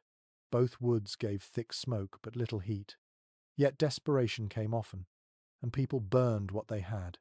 The ashes filled their lungs, but they were alive. The father builds a small pile inside a metal pan instead of on the ground. It is safer that way, easier to smother if smoke begins to fill the air. He uses a scrap of fabric dipped in lard as a wick. The mother shields the spark with her hands, whispering a small prayer that feels half habit, half hope. The flame catches briefly, then sputters. Smoke curls upward, filling the narrow space with its dark scent. A curious entry in a trapper's notebook from 1872 mentions that he would hold his face close to new smoke and inhale gently. He claimed the first breath told him whether the wood would burn clean or foul. Modern scientists later found that the sharpness of the smell corresponds to the release of methanol and water vapor, an instinctive chemistry learned without words. The McCarthys read the smoke in their own way. The father coughs once, then opens the tunnel wider. Fresh air rushes in, swirling with the smoke. The mother fans the flame gently with a folded cloth. It steadies. The orange glow returns, timid but real. Historians continue to discuss whether early settlers truly mastered firecraft or whether survival was often luck. Some letters describe careful skill, others sheer accident. The truth probably lies in between. Out here, every spark was a gamble. The smell of burning wood fills the shelter. It is both comfort and danger. The children cover their faces with cloth, their eyes watering. The smoke stings, yet they smile. It smells like home. The faint warmth reaches their hands, and the world feels alive again. A strange superstition circulated among frontier women. Never let a fire die completely, even during the night. They believed that a fire's spirit protected the household from illness. Many kept embers buried under ash, feeding them a breath or two at dawn to bring them back. Later, archaeologists found iron pots containing preserved coals near ancient hearths. Whether by faith or by instinct, those women were preserving heat in its smallest possible form. The McCarthys have no embers left, but they keep the tradition alive in spirit. The father leans close to the small flame and exhales softly, his breath shaping it. The mother calls it waking the fire. The children repeat the phrase like a secret spell. When the wood finally catches, the sound is almost musical. A soft crackle, a sigh, then a whispering pop. The air warms by degrees, so slowly you hardly notice until the frost begins to soften on their hair and coats. The smoke thins, rising in a steady stream toward the vent hole above. You can imagine the color now, that fragile golden glow painting the snow walls with warmth. It feels like sunlight trapped underground. The father holds his hands over it, turning them slowly. The heat stings at first, then soothes. There is a curious note in a diary from an Iowa blacksmith who once wrote, "The first fire after a storm smells of forgiveness." He believed that after each blizzard, lighting flame was a promise that life would continue. Researchers still quote that line when describing frontier spirituality. It was not about religion, but about renewal. The McCarthys sit quietly, staring at the flickering light. Their faces soften in the glow. The youngest child giggles when the sparks jump, her laughter rising like music in the close air. The father adds another stick. He knows it might fill the air with smoke again, but for now he does not care. The fire is small, but it is theirs. The scent of frozen wood burning is harsh yet beautiful. It smells of survival, of effort rewarded. Outside, the world waits, silent and white. Inside, the little flame dances, stubborn and bright, proof that even after the sky has turned against you, warmth can still be coaxed from ruin. The fire fades to embers by afternoon. Smoke curls gently through the small vent, carrying the scent of charred wood into the quiet air. The storm has left a world both beautiful and brutal. Outside, snow lies smooth as marble, and inside, the McCarthys stir slowly back to life. For the first time in days, the children venture beyond the doorway, their boots crunching in the powder. The sound seems too loud after so much silence. Children born on the frontier learned to move through winters as if they were made for it. They grew up carrying water in frozen buckets, mending fences with numb fingers, feeding animals while snow crusted on their lashes. Work replaced fear before they were old enough to name it. One diary from 1889 describes a girl of 9 carrying a pail of coals half a mile to keep a neighbor's hearth from dying. She came back with her eyebrows frozen white, the author wrote, but smiling like she'd fetched the Sunday. You can picture that same bravery now. The McCarthy children run short distances, stamping their feet in the snow, shouting at their echoes. Their laughter drifts over the white field like birdsong. For a moment, the land feels gentle again. Frontier children often became the first signs of life after storms. They were sent out to find paths, to check traps, to see whether fences still stood. Their size was an advantage. They could walk over crusted snow without breaking through. One prairie father wrote that his sons walked on clouds while I sank to my knees. Historians still marvel at the independence frontier childhood demanded, though modern readers might call it hardship in disguise. The McCarthy boy spots something dark near a drift and calls for his father. Together they uncover a frozen bucket of grain. The discovery feels like treasure. They carry it inside, the weight awkward but joyous. The mother grinds some of it between 2 stones, adding snow to make a coarse paste. It will not taste good, but it will fill them. A curious bit of folklore from the northern plains told that children who whistled during snowstorms could call back spring. The tune was supposed to please the wind spirits and soften the weather. Families knew it was superstition, yet they let their children do it anyway. Hope, even in play, kept courage alive. The McCarthy children whistle now, though not for magic. They do it for fun, the sound thin and sweet against the vast cold air. Their mother smiles. She knows that this noise means her family has not surrendered to silence. Experts studying frontier life note that children's games were rarely idle. They taught skill as well as distraction. Throwing snowballs trained coordination needed for loading rifles. Building forts taught teamwork. Sliding on frozen ponds prepared them to balance on rough terrain. Even fun had to serve survival. Inside the shelter, the mother watches as her children return with rosy faces and bright eyes. They have made snow figures near the entrance, shaping them with sticks for arms and bits of straw for hair. She laughs quietly. In times of plenty, it might have been a game. In times like this, it is a reminder that imagination is a weapon against despair. One letter from a missionary teacher in 1873 describes her astonishment at how children of settlers seem to endure cold better than adults. They are thin as kindling, and yet they never shiver, she wrote. Modern physiology later explained why young bodies generate heat faster through higher metabolic rates. The settlers did not know this. They simply trusted that youth meant resilience. The father joins the children outside. He shows them how to stamp paths into the snow so that they will not lose their bearings when the next storm arrives. He explains that tracks in fresh snow act like signposts and that their shape can guide them home even in darkness. Scholars now refer to this as primitive mapping, an instinctive way to navigate before compasses became common in every household. As the family works, the oxen graze on hay dug from under the drifts. Their movement stirs small clouds of glittering frost. The air is alive again with quiet activity. A small anecdote from a woman's journal in Manitoba mentions that after storms, parents often rewarded children with stories instead of sweets.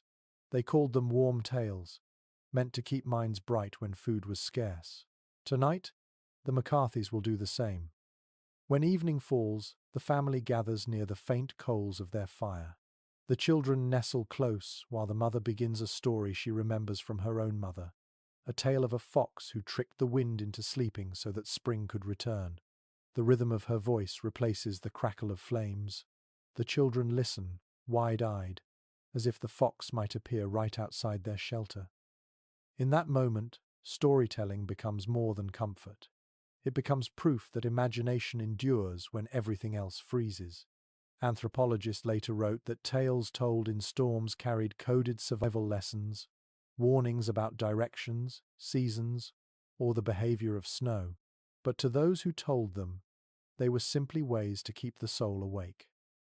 The father smiles and adds his own ending to the tale, saying the fox later married the moon and made sure the snow always melted in time for planting. The children giggle. The story grows longer, brighter, alive. Outside, the first stars appear, faint behind thin clouds. Inside, the glow of ember light flickers on smiling faces. The storm has tested them, but the laughter of children fills the hollow with something stronger than warmth. You can almost hear it yourself, their laughter, the soft rhythm of the mother's story, the crackle of settling snow. It is the sound of life pushing gently against the quiet weight of winter, proving again that resilience is not always strength or anger, but the ability to play, to tell stories, and to dream when the world is cold.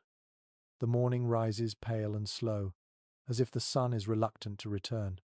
Thin light spreads across the snow, glinting on drifts and broken branches. The McCarthys stand outside their shelter, blinking against the brightness. The world is silent, except for the faint groan of trees heavy with frost.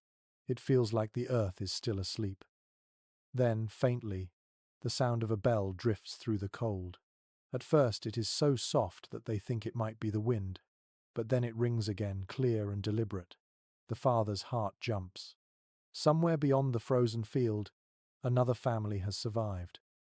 Across the frontier, this was how people found one another after storms, through sound and light. When paths vanished under snow, voices became maps. Settlers hung lanterns outside windows to signal safety, or struck pots with spoons to echo across the plains. A single bell meant, "We're alive." Two meant, "We need help." The father listens closely, counting. One bell, then silence, then another. Relief warms him more than the fire ever could. He cups his hands and shouts, "We're here!" The sound carries strangely through the frozen air, flattening and stretching as it travels. After a pause, an answering shout returns, distant but clear. Historians have often marveled at how these crude communication systems worked so well. Sound travels farther in cold air, especially over snow, where it glides along the surface instead of being absorbed.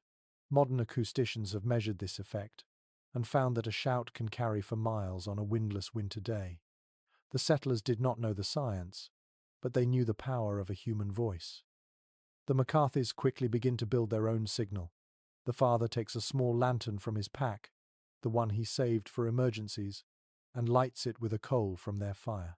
The glass is cracked, but it holds. He places it on a long stick and pushes it high above the snowbank. The golden glow cuts through the blue-white world like a spark in the void. A curious note in a Manitoba newspaper from 1887 describes a community that survived a storm by using what they called Morse lanterns. Families agreed ahead of winter that 3 short flashes meant safe, while an OTA2, long, steady light, meant help. It was an early kind of coded language, created by necessity and remembered by heart. Scholars still discuss how such systems spread from one settlement to another without formal instruction. The McCarthys have no code, but their single light is enough. In the distance, another faint glow appears, blinking once, twice, then steady. The father smiles. He knows who it must be, the Olsons, who live half a mile away. The families had traded tools and stories before the snow came. Now, across a field of frozen silence, they trade reassurance. Inside the shelter, the mother begins to pack their few things. She knows they will need to travel soon, once the snow crust hardens enough to walk on. The children chatter excitedly about seeing their friends again. Their laughter carries easily through the air, joining the faint bell still ringing now and then. A peculiar account from a missionary school teacher tells of how children learned to read the language of winter signals.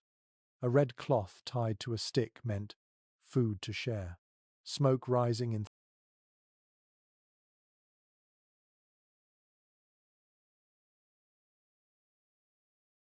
3 short puffs meant danger. These codes were passed by observation rather than teaching, a silent vocabulary built from snow and light. The McCarthys do not have cloth bright enough to use, but the father waves a branch wrapped in his scarf. In the distance, a figure waves back. The connection feels miraculous. The mother begins to cry quietly, not from sadness, but from the strange relief that comes after holding fear too long. The father places a hand on her shoulder. "We're not alone," he says. His voice cracks a little as he says it. Across history, isolation was the frontier's greatest danger. People could freeze not only in body, but in spirit. Letters written months later often spoke of the silence that followed storms. A silence so deep it felt like the world had forgotten them. Finding another voice in that emptiness was like rediscovering the heartbeat of humanity itself. The children dance in the snow, stamping their feet in circles. Their joy spreads warmth through the cold air. The mother wipes her eyes and joins them, clapping softly in rhythm. A curious memory preserved in an oral account from a Dakota settler describes how neighbors sometimes celebrated survival after a blizzard by sending baked bread from one house to another once paths reopened. They called it the Feast of First Footsteps. The act was symbolic, a way to acknowledge both loss and endurance. Historians believe this tradition inspired later community gatherings known as Thaw Suppers. The McCarthys will do something similar. Tomorrow, when the snow crust hardens, they will walk to the Olsons' cabin with their last loaf of bread, split in half. The father says it is good luck to share the first food after a storm. The mother nods, smiling again. You can feel the meaning in this exchange, the invisible web of small signals stretching across the frozen world. A bell, a shout, a lantern's glow. Each one a declaration that human connection still exists, that warmth does not belong only to fire. As dusk falls, the 2 lights continue to flicker across the snow. The distance between them seems smaller now. The air is cold enough to sting, yet the world feels inhabited again. The storm that once buried them has turned into a bridge of sound and light. The father watches the horizon, the faint glow of the other cabin shimmering in the frost. He whispers, almost to himself, "We are seen." And in the endless quiet of winter, that single truth is enough to keep the heart alive. Night returns clear and sharp, the stars bright enough to cast faint shadows across the snow. The McCarthys lie awake for a long time, listening to the quiet between each creak of the ice settling outside. The storm has passed, but its echo remains in their bones. They know now how thin the line between life and loss can be, and that knowledge feels both heavy and holy. Faith was a strange companion on the frontier. For some, it was prayer whispered into darkness. For others, it was simple habit, the rhythm of work and patience that kept the mind steady when the world offered no comfort. The McCarthys, like most families, carried pieces of both kinds. They had no preacher, no church for miles, but the mother kept a small Bible wrapped in cloth at the bottom of her pack. The pages had grown soft from years of being handled by cold fingers. That morning she takes it out. The ink has faded, but she reads anyway, tracing the words more by memory than sight. The children listen, not to the meaning but to the tone of her voice. It is calm, slow and warm. In the frozen world around them, the sound feels alive. One surviving letter from a settler in Montana in 1885 tells how families created their own rituals during snowbound weeks. They gathered in silence, lit a candle if they had one, and recited lines they remembered from any book that brought comfort. Some quoted scripture, others poetry. One family even read from a farm manual because the rhythm of the words was familiar. Scholars have suggested that it was not belief but repetition that mattered most. The act of speaking something known created a sense of order in the chaos. A curious record from Northern Territories tells of families who practiced listening prayer. They would sit together quietly and describe aloud the sounds they heard outside the wind's change, the groan of trees, the crack of ice, and treat each sound as an answer. Later, anthropologists compared this to meditation practices from other cultures, noting how the human instinct for meaning often turns survival itself into ceremony. The McCarthys do not speak much. After the reading, they simply sit. The father closes his eyes, hearing the faint hum of wind beyond the snow walls. The mother breathes deeply, her hands still resting on the book. The children lean against her, their heads on her lap. Faith, in moments like this, does not arrive as revelation but as quiet agreement to keep breathing. Historians continue to discuss how frontier families balanced religion with the brutal realism of their daily lives. Some settlers believed their endurance was proof of divine favor. Others saw it as a test that had no answer. What unites every record is the need to believe in something beyond the cold, whether that was God, the land, or simply the sunrise. The father looks up through the vent hole where faint stars gleam. He says softly that each star must be a soul that found its way through another storm. His wife smiles, half amusement and half affection. The children look upward too, their eyes wide. The youngest asks which one is theirs. He points to the brightest and says, "That one watches us until morning." A letter from a Swedish immigrant family mentions a similar practice of naming stars after lost relatives. They said the light of those stars made the night less lonely. Modern astronomers would smile at the sentiment, but perhaps they would agree that even distant light can feel like companionship. Inside the shelter, the small fire burned low. The mother hums again, this time not a song but a kind of breath set to rhythm. The sound fills the space, binding everyone in calm. It is neither hymn nor lullaby, but something in between. Researchers studying frontier diaries often note how people describe storms as having personalities, a voice, a temper, even a will. One woman wrote that she prayed not for safety but for the storm itself to rest. Whether she believed the snow could hear her or simply needed to believe that someone could, her words still hold power. The McCarthys have begun to think that way too. The father mutters thanks to the wind for sparing the oxen. The mother nods, saying that the storm has done its work and now sleeps. The children repeat her words softly, half chant, half comfort. You can almost hear it, the small voices echoing in the snow cave, the faint rustle of blankets, the quiet flicker of flame. Faith here is not a sermon or doctrine. It is the warmth of shared silence, the steady rhythm of breath that refuses to stop. Outside, frost blooms along the trees like silver lace. The stars shimmer, distant and patient. The land looks endless, but inside this small hollow, the family has found a center. They close their eyes, and the mother's voice fades into the sound of wind. No one can prove whether faith saves lives, but it gives shape to waiting. It turns fear into a story that can be endured. As the night deepens, the McCarthy's prayer is not for miracles, but for the simple mercy of another morning. And when that first pale light touches the snow again, it will feel like the world breathing in. The days that follow feel dreamlike. The world outside is wrapped in white silence, as if the storm has erased everything that once existed and replaced it with something softer. The McCarthys begin to move slowly back into the rhythm of living. Every sound, every smell, feels amplified against the stillness. When people survive great winters, they start to tell stories about them almost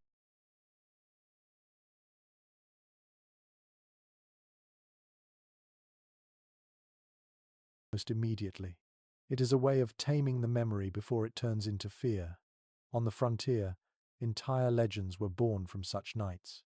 Neighbors would gather in spring and trade tales about the storms that nearly took them, each account bending slightly with every retelling. Over time, those stories grew into folklore, shaping how future generations imagined winter itself.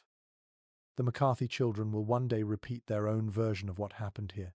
It will begin simply: the fire went out, the snow covered the roof, the oxen saved us. But later, when memory softens, they will add magic.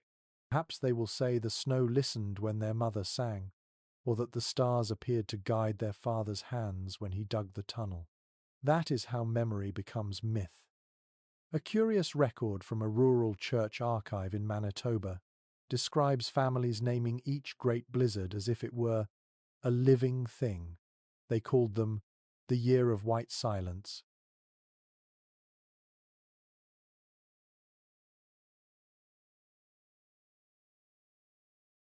the Long Drift, or the Breath of God. Naming gave form to the invisible. Modern historians see this habit as a blend of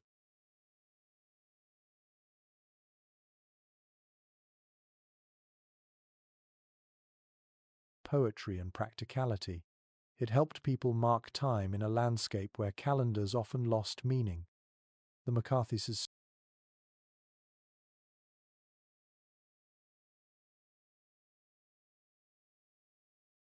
storm will likely earn its own name, perhaps the Night of the Buried Fire.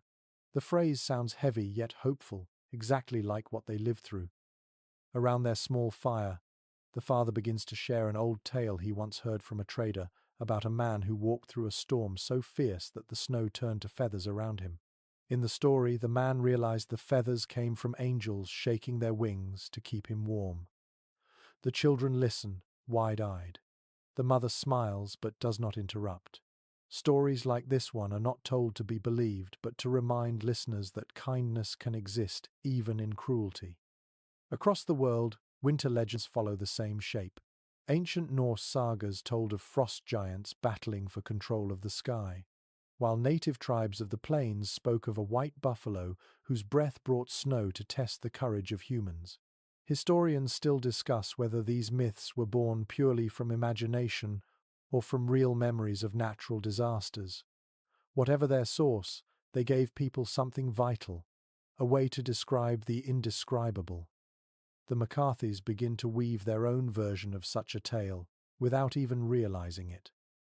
The father says that the storm was not just weather, but a kind of teacher, one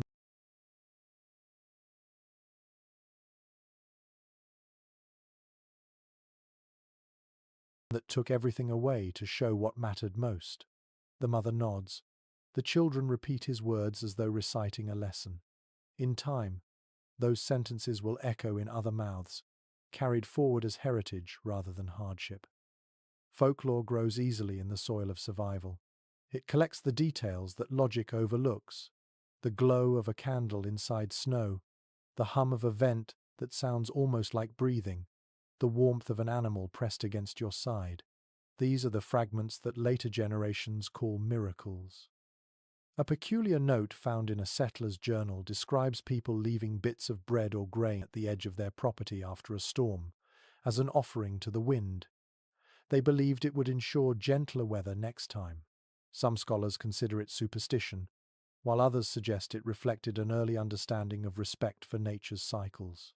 To give back was to acknowledge that survival was never entirely one's own doing. When the father steps outside now, he follows that same instinct. He scatters a few handfuls of grain onto the snow.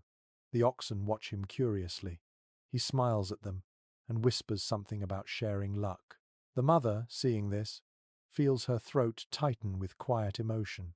Gratitude takes many forms. That night, the family sits close again, the children drowsy. The mother tells a final story before sleep. It is about a young woman who wandered into a storm and found shelter inside a snowdrift where she met the spirit of winter itself. The spirit offered her two choices: warmth for one night or wisdom for a lifetime. She chose wisdom, and in doing so, learned how to make warmth whenever she needed it. The father listens, eyes half closed. He asks, softly, what the wisdom was. The mother smiles and replies, to remember that cold ends but kindness does not. Long after they have fallen asleep, the wind stirs again, not in fury this time, but as if to carry the story away. It drifts across the frozen land, over fences, through bare trees, into other homes where other families sit waiting for dawn. Stories travel faster than storms and last longer than any frost. If you listen closely, you might still hear them in winter winds, whispers of the ones who endured, the ones who made legends out of survival.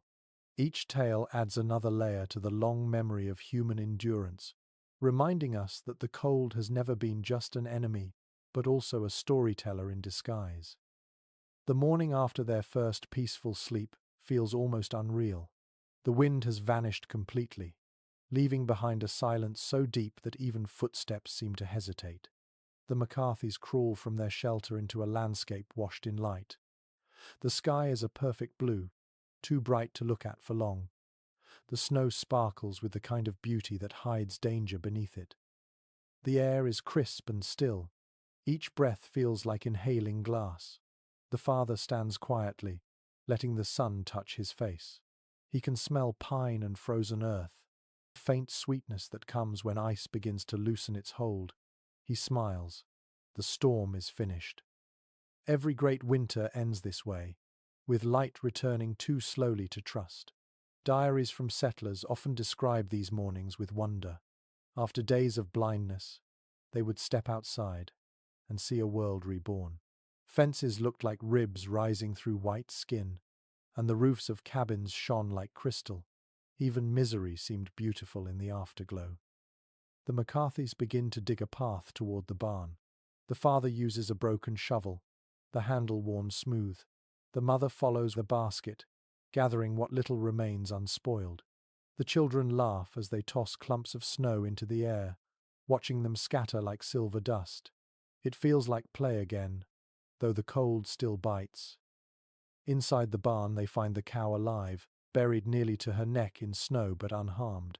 Her breath puffs out in small clouds, steaming in the sunlight. The family cheers. The father strokes her neck and murmurs a thank you. The oxen grunt softly nearby, stamping their hooves. The small space feels warmer than the house ever did. One settler's letter from the 1870s describes this same miracle. After a 4-day storm, his cows had survived by eating their own bedding and melting snow with their breath. They were warmer than I was, he wrote.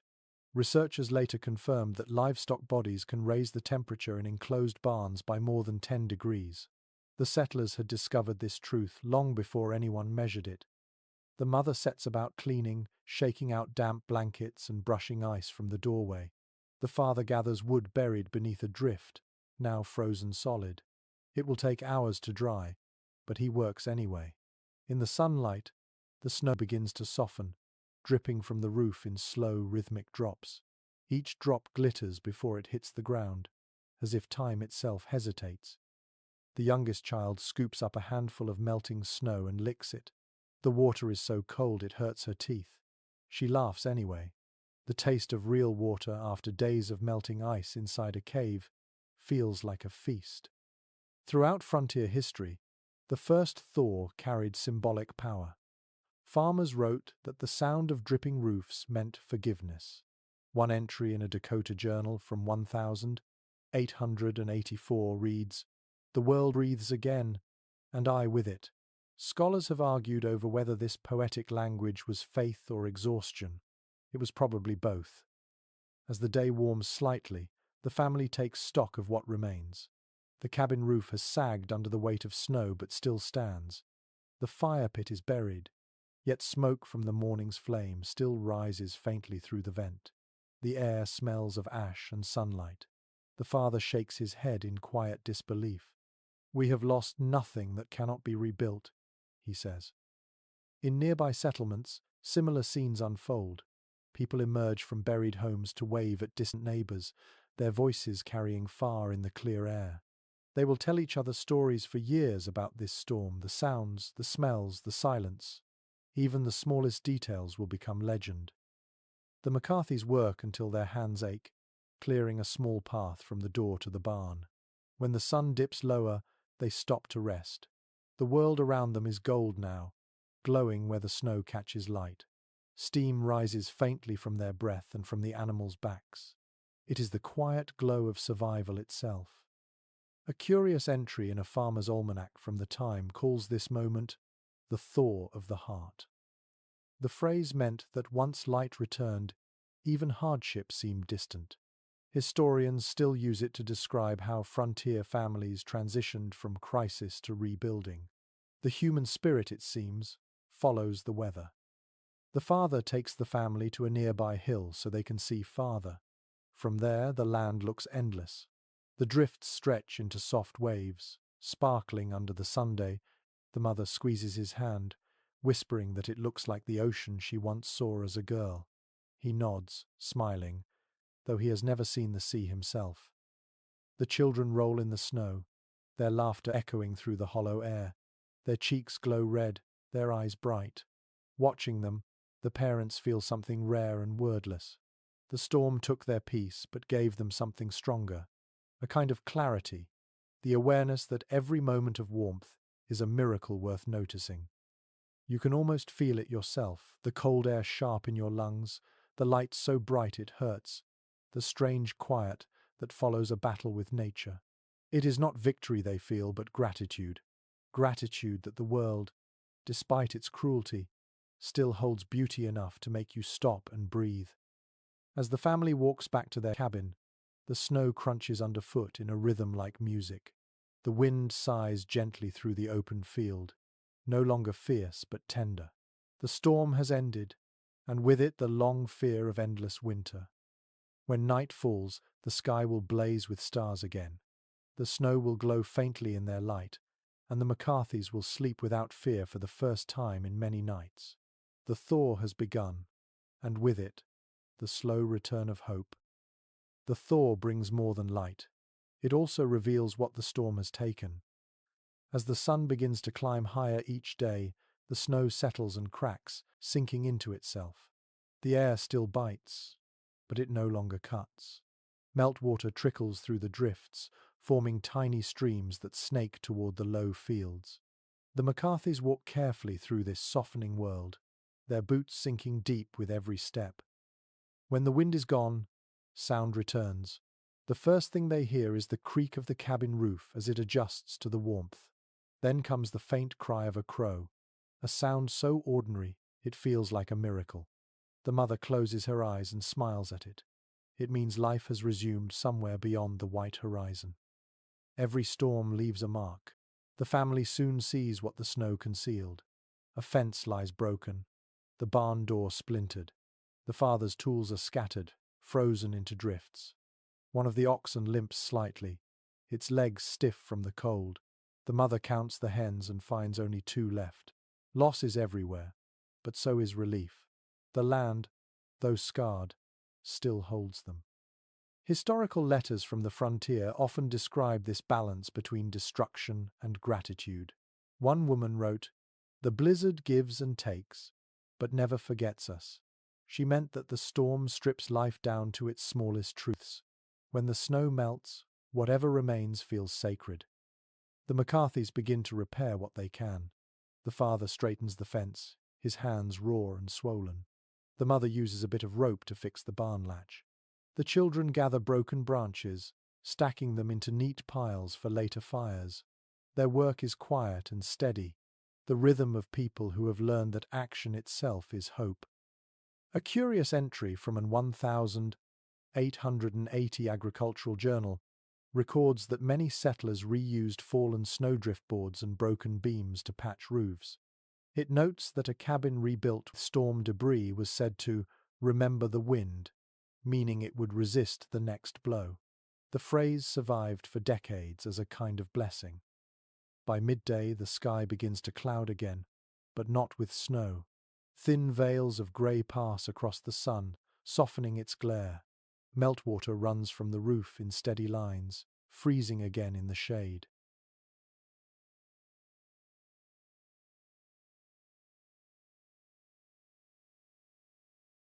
The air smells of wet wood and soil waking beneath the frost. The family pauses to eat what little remains of their supplies. The bread is gone, so they make a meal of boiled grain and a bit of milk from the cow, who stands patiently nearby. The taste is faintly sweet, earthy and real. For the first time in weeks, no one hurries their bites. In many journals, settlers describe this first meal after a storm as the most memorable of their lives. It was never about flavor or abundance, but about the act of eating under open sky again. One farmer in Iowa wrote that his family dined on a stew of beans and grace. The line later appeared in local church sermons, a small piece of poetry born from hunger. The McCarthys finish eating and sit together, facing the horizon. The light stretches long and golden over the snow. The father says quietly that they will rebuild, even if it takes all spring. The mother nods. She knows he says it not for her but for himself. The children listen in silence, too tired to speak but too alive to rest. Scholars studying pioneer life often note that recovery after storms was as much emotional as physical. People mourned animals and neighbors, but rarely wrote openly about grief. Instead, they recorded the work that followed. To build again was to grieve without words. As the day fades, the father walks to the hill overlooking their land. From there, he sees the faint outline of other cabins in the distance, smoke curling from chimneys like thin threads reaching for heaven. Each line of smoke tells the same story. We are still here. He removes his hat and stands quietly for a moment. The cold air stings his scalp, but he does not move. He whispers a few neighbors who did not answer their lantern signals. Some may still be alive, others lost beneath the snow. There are always both. In one remarkable document from the era, a settler named Martha Eames wrote that after each winter, families would carve small marks on fence posts for those who had not returned. The fences remembered what we could not bear to say, she wrote. Those marks became a kind of collective memory across the plains. The father runs his gloved hand along the fence rail, rough and splintered. He thinks of those marks and decides to make none today. To him, this storm will not be remembered by loss, but by what still stands. As twilight deepens, the snow turns blue and silver again. The land seems endless, the horizon soft as breath. The children chase each other near the barn, their laughter bright and high against the quiet. The mother leans against the doorway, her arms folded, watching them. She feels the ache of exhaustion and the pulse of gratitude in the same heartbeat. You can feel it too, the sharp air, the soft light, the fragile peace that follows hardship. The storm has ended, but its lessons linger in every step they take. Each movement across the thawing snow is a promise. Life continues. When darkness finally comes, they retreat inside. The fire burns small but steady. The roof creaks. The oxen shift. And somewhere outside, a crow calls again before settling to sleep. In that sound, faint but sure, lies the simple truth of the frontier. After every storm, something sings. The land begins to awaken in quiet ways. The snow no longer blinds the eyes but softens under the sun, shrinking into patterns of shadow and light. The McCarthys move through their routines slowly, still cautious as if the storm might change its mind. The air is filled with the scent of melting frost and damp wood. Every sound echoes farther now. Dripping water, the shifting groan of ice, a bird's cry in the distance. For all the strength it took to endure, it is the small, ordinary things that hold them together now. The mother mends a tear in her shawl. The father oils his tools. The children run their hands along the fence posts, tracing rough wood like an old map. Their movements are careful, reverent.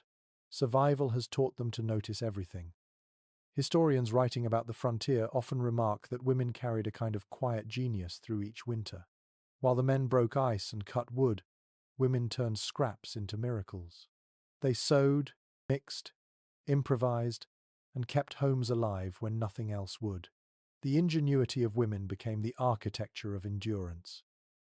Inside the cabin, the mother spreads out her sewing box. The thread is nearly gone, but she knows how to stretch what little remains. She cuts thin strips of fabric from old bedding, twisting them into cords strong enough to mend clothing. The children watch, fascinated by how her hands never pause. The sound of thread pulling through cloth is soft but steady, a rhythm more comforting than any clock. A remarkable detail appears in an 1872 homestead letter written by a woman in Nebraska. She described sewing her family's mittens from the lining of a wagon cover and reinforcing them with flour paste to make them windproof. "It was not beauty but cleverness that saved us," she wrote.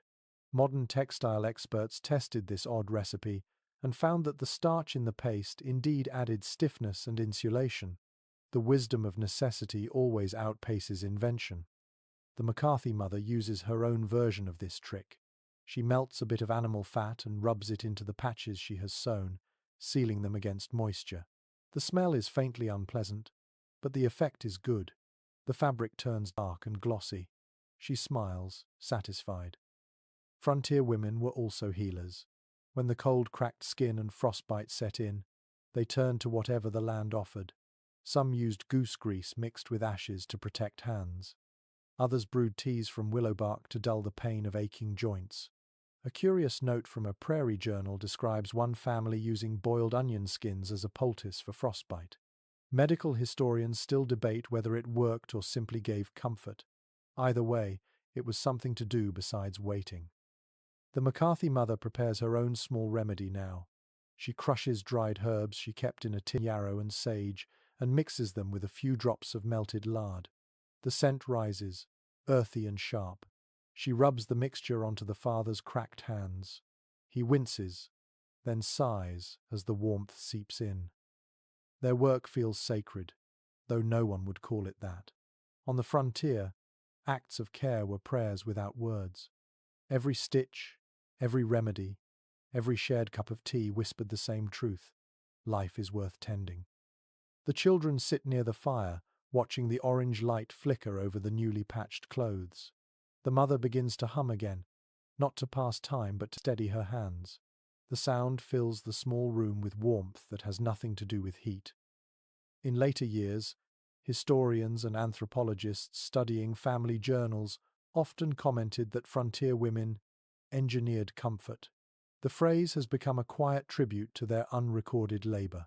They built warmth not from materials but from imagination. They could turn ashes into salve, rags into quilts, silence into music. The McCarthy father looks up from his work. He says softly that the storm taught him what fire really means. "It isn't just flame," he says. "It's what she does with her hands." The mother laughs, a short sound that fills the air like a spark. The children smile, though they do not fully understand. Outside, the snow melts a little more. Patches of brown earth appear, steaming faintly in the Sunday. A faint breeze carries the smell of thawing soil, rich and alive. The oxen stomp their hooves, impatient to move again. Life is gathering itself, quietly but surely. A curious piece of folklore collected from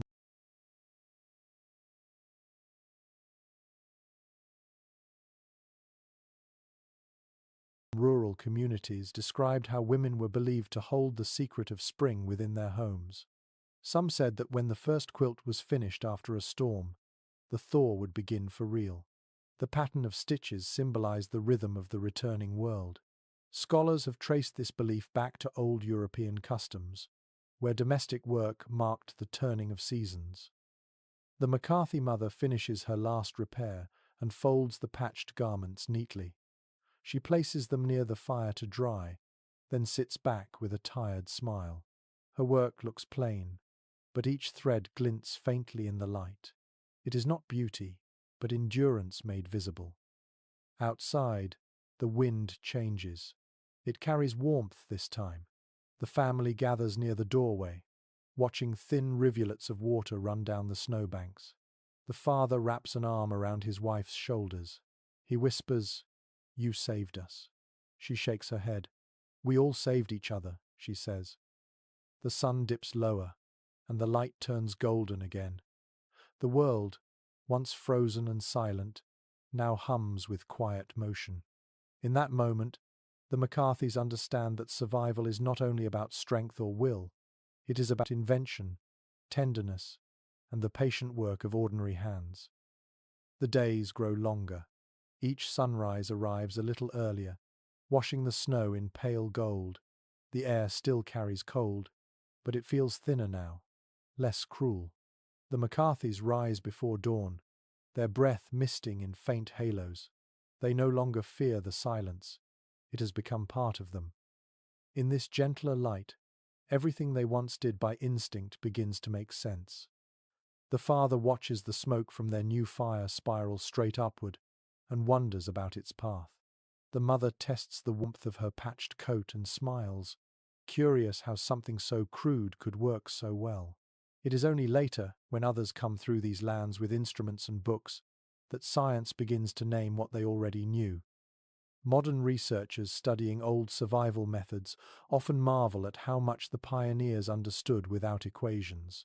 They knew that heat rises, that air moves faster through small spaces, that layers trap warmth.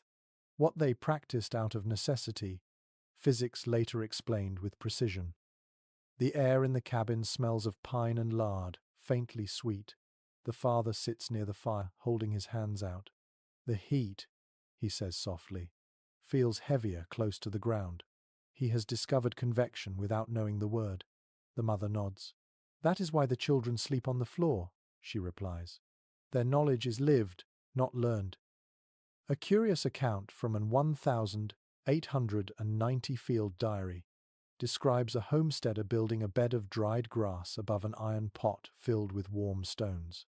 He noticed that even when the air was freezing, the grass held a layer of warmth close to the skin. Centuries later, engineers would study this very concept when designing thermal insulation for modern shelters. The old tricks of survival became blueprints for technology. The McCarthys understand warmth through touch. They can feel when the snow walls hold heat too long, or when the vent hole lets in too much cold air. They adjust things without thinking, opening, closing, shifting their bodies slightly to balance the space. In their small world, they have become scientists of breath and temperature. Historians today point out that knowledge like this rarely made it into books. The pioneers did not write theories, they wrote instructions. "Keep the vent low for sleeping," one manual advised, "and let the breath of beasts warm your air." To modern readers, such advice seems poetic. To the settlers, it was survival logic. The mother watches the thin thread of smoke from their pot rise toward the vent. She notes how it drifts lazily to one side, meaning a draft has entered from a crack in the wall. She pushes snow into the gap with the back of her hand. Instantly, the flame steadies. She smiles. The small adjustments feel like magic, though they are simply the language of observation. A little-known detail from the journals of early explorers tells of people using their own shadows to measure warmth. If a shadow looked crisp and dark against snow, the air was cold enough to freeze water in minutes. If the edges blurred, the temperature had softened. Scientists have since confirmed this visual clue, caused by the refraction of light in warmer air. The settlers who noticed it were practicing early meteorology without knowing it. The McCarthys use similar instincts now. The father glances at the horizon and says, "We'll have a melt by week's end." He can tell by the way the sky turns faintly silver at dusk. The children repeat his words, as if reciting a prophecy. In truth, it is science hidden in poetry.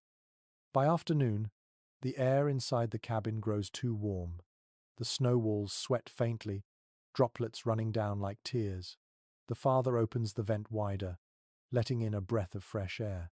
The temperature drops quickly. He grins. It listens, he says. A modern physicist might describe this as convection control, but to the McCarthys, it feels like conversation with the elements. Their shelter has become an extension of themselves, responsive and alive. A curious letter found in a museum archive records a man comparing his cabin to a living creature. It breathes with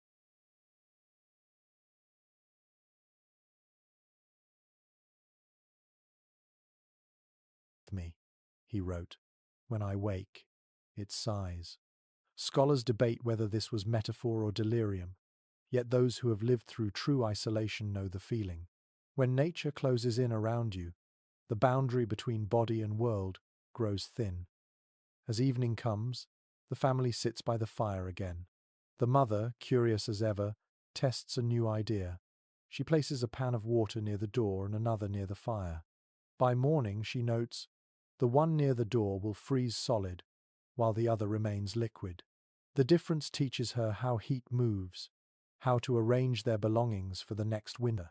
Knowledge, gathered from simple acts, becomes inheritance. The children fall asleep as their parents whisper about how the fire's glow reflects on the snow outside, casting orange veins through the drifts. The father says it looks like the veins of the earth itself, carrying warmth through its body. The mother nods and rests her head against his shoulder. Science will later describe such beauty with formulas, but tonight it is enough simply to feel it. The family has learned that wisdom does not always come from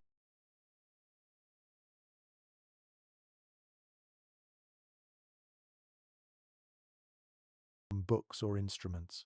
Sometimes it rises from cold breath and cracked hands, from the way the world answers when you pay attention. The fire burns lower, flickering softly. The air moves gently through the vent, cool against their faces. Outside, the snow glows faintly under the moon.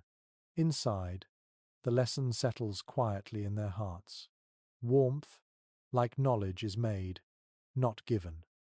Days pass in a rhythm so slow it feels eternal. The snow thins a little each afternoon, shrinking into uneven patches. Water begins to drip from the edges of the roof, filling small hollows around the cabin.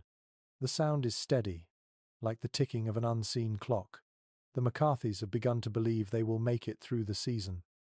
They do not yet know that their ways of enduring will outlast them.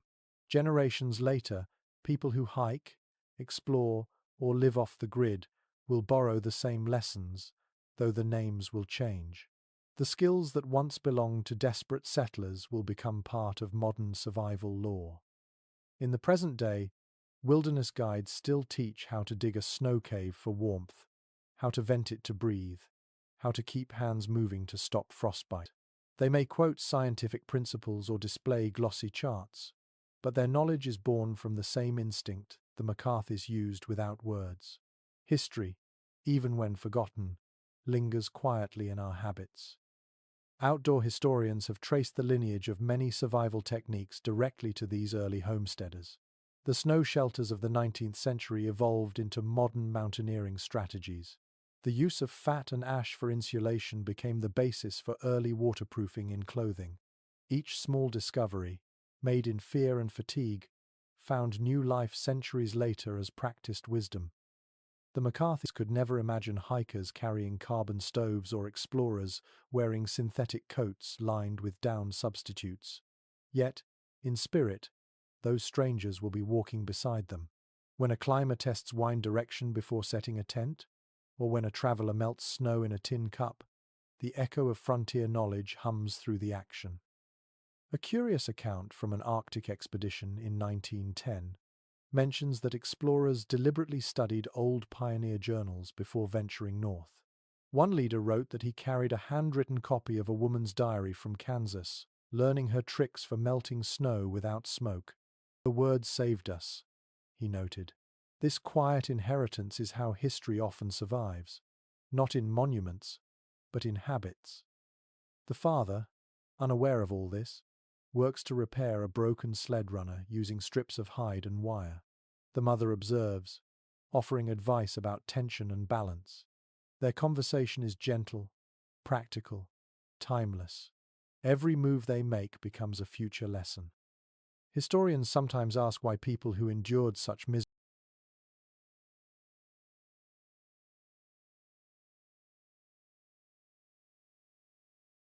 would write about it at all.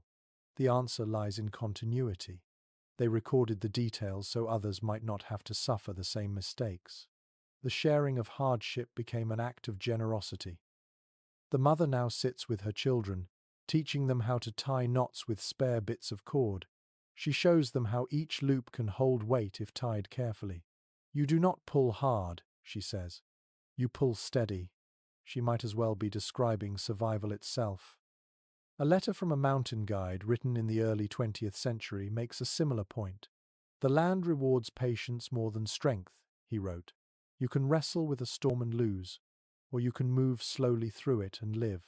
Scholars studying survival psychology often quote this idea, though its essence had already been lived by people like the McCarthys, long before anyone defined it.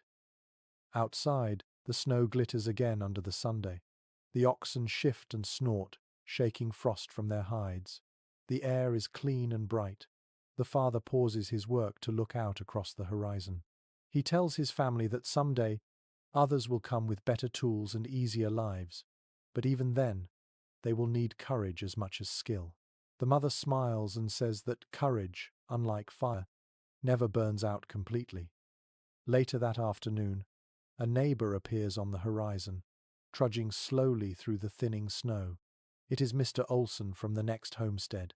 His face is pale, but he grins when he sees them. "I heard your lantern," he says. The two men clasp hands in silence for a moment, both understanding what the gesture means. In many settlements, this first visit after a storm marked a turning point. Families would exchange news, offer what food they could, and measure how the land had changed. These encounters became small ceremonies of survival, each handshake carrying the weight of shared endurance. Olson brings with him a small tin of salt and a story of how his own roof nearly gave way under the snow. The McCarthys share a bit of grain and laughter that feels too large for the small room. The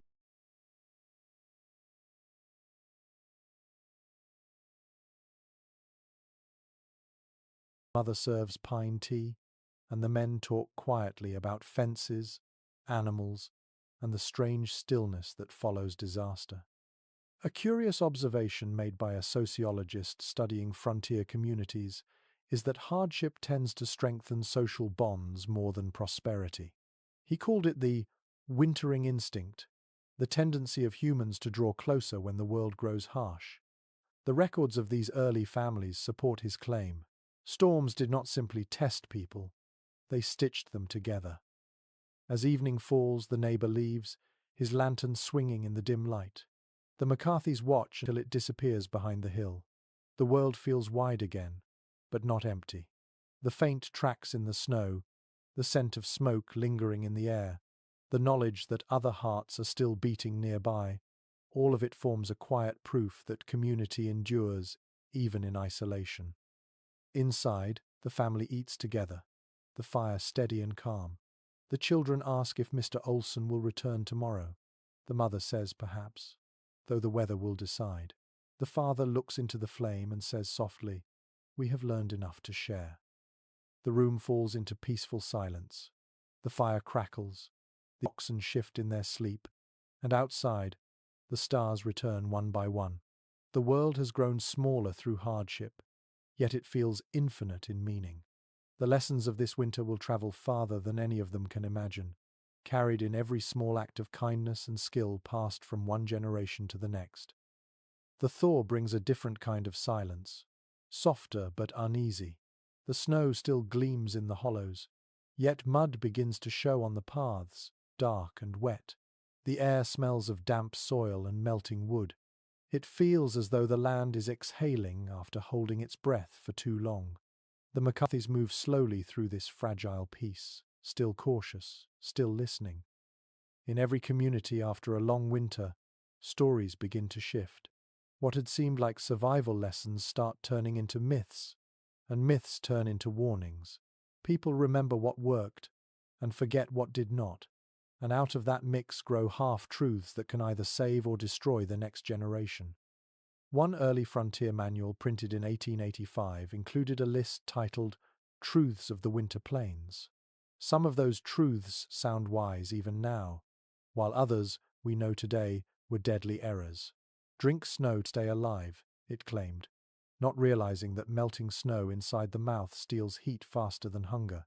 Another line read, Fire cannot burn in deep cold, a misunderstanding of moisture and air pressure that left many families freezing beside unlit hearths. Modern historians often note that misinformation can travel as fast as survival knowledge, even when lives depend on accuracy. The McCarthys have learned by experience which ideas keep them breathing.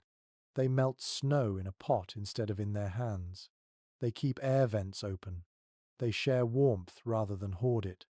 Yet, when neighbors visit, each family brings its own collection of lessons and legends, some helpful, some strange.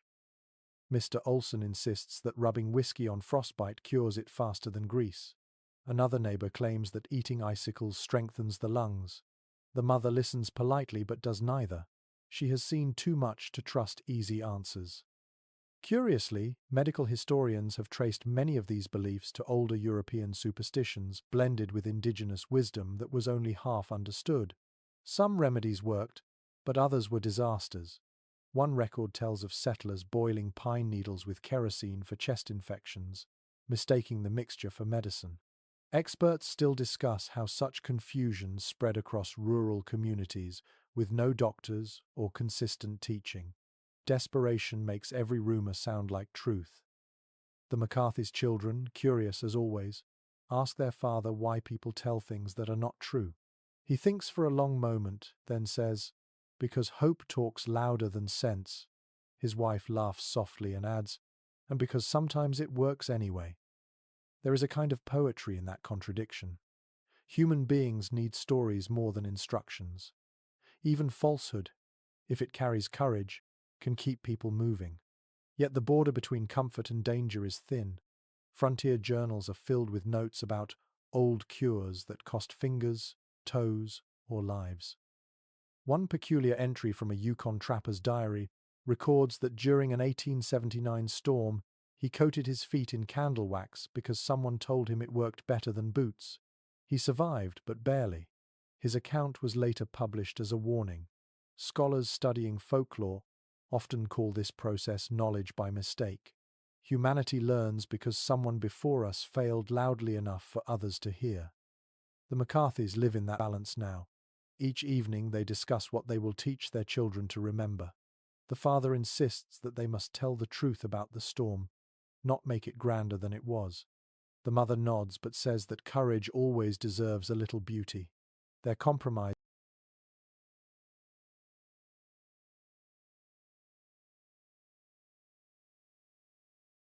becomes a new kind of story, practical and gentle at once. Historians continue to debate whether frontier families valued accuracy or comfort more. Some diaries show careful observation, almost scientific detail. Others dissolve into fable.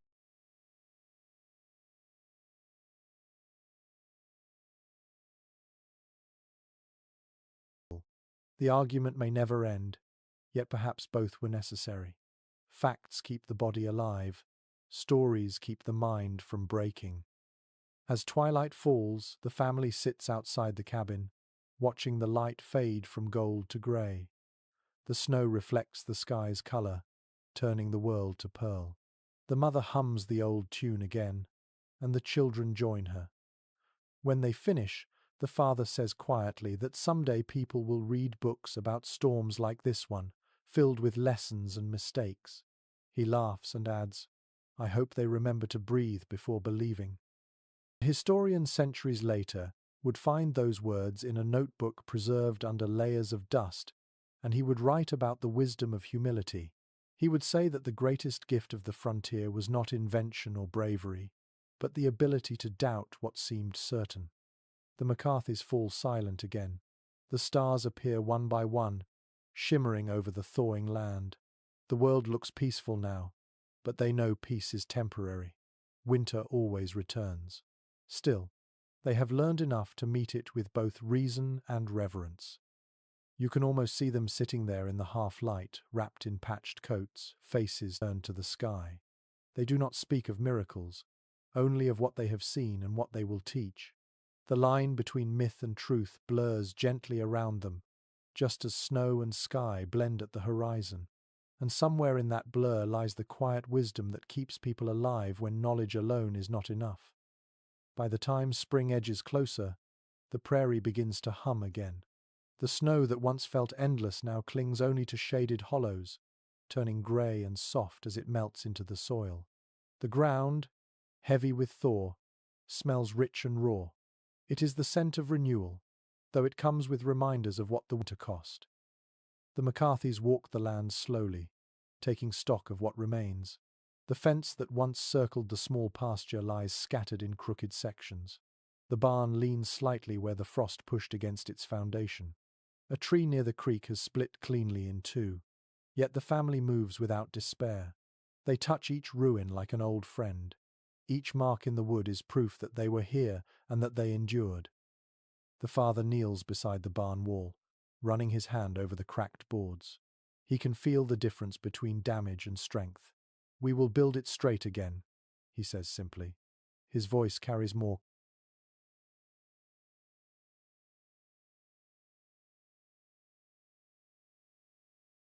calm than sadness. The mother nods. She has already begun to plan which tasks will come first. Repairing the roof, gathering dry grass for the animals, digging the garden once the frost finally releases its grip. Across the frontier, this quiet rebuilding happened every spring. Letters from the time describe it with the same steady tone. No celebration, no mourning, only work. One woman wrote, "We patch what the storm taught us to value." Historians often quote her as the perfect expression of resilience. It was not triumph, but continuity that mattered most. The children follow their parents, dragging sticks through the softening ground to trace new borders. Their laughter rises and fades with the wind.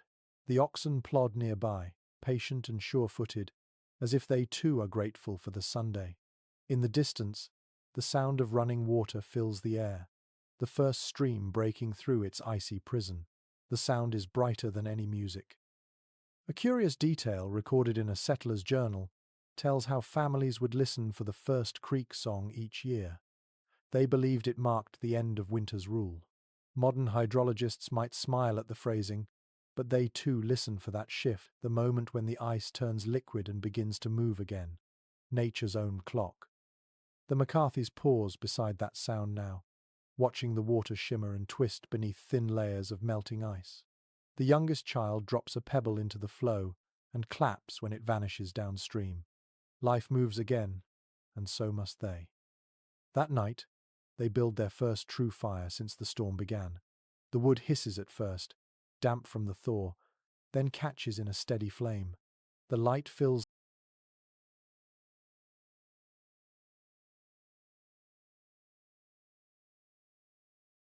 the cabin, painting the walls gold. The smoke rises clean and straight through the vent. The air smells of resin and sap, warm and alive. The family sits close, faces glowing in the soft light. The father stares into the flame for a long time before speaking. "It feels strange," he says. "We lived so long without it." The mother nods and answers, "Maybe the cold taught us how to see fire again." Her words hold more truth than they realize. Every person who has endured deep winter carries a different kind of sight afterward. The world no longer feels given but earned. Historians studying pioneer diaries often note this shift in tone from before and after great storms. The language changes from ownership to gratitude. People stopped writing about what they had and began writing about what they were allowed to keep. The McCarthys eat a small meal beside the fire grain, milk, and a bit of salt traded from their neighbor. It tastes simple and perfect.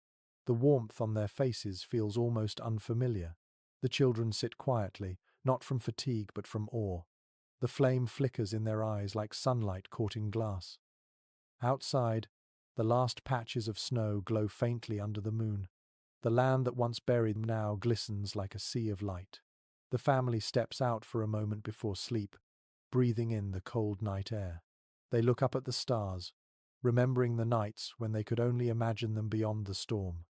The father speaks softly, as though afraid to break the calm. The storm is gone, but I can still hear it sometimes. The mother nods. It will always speak, she says.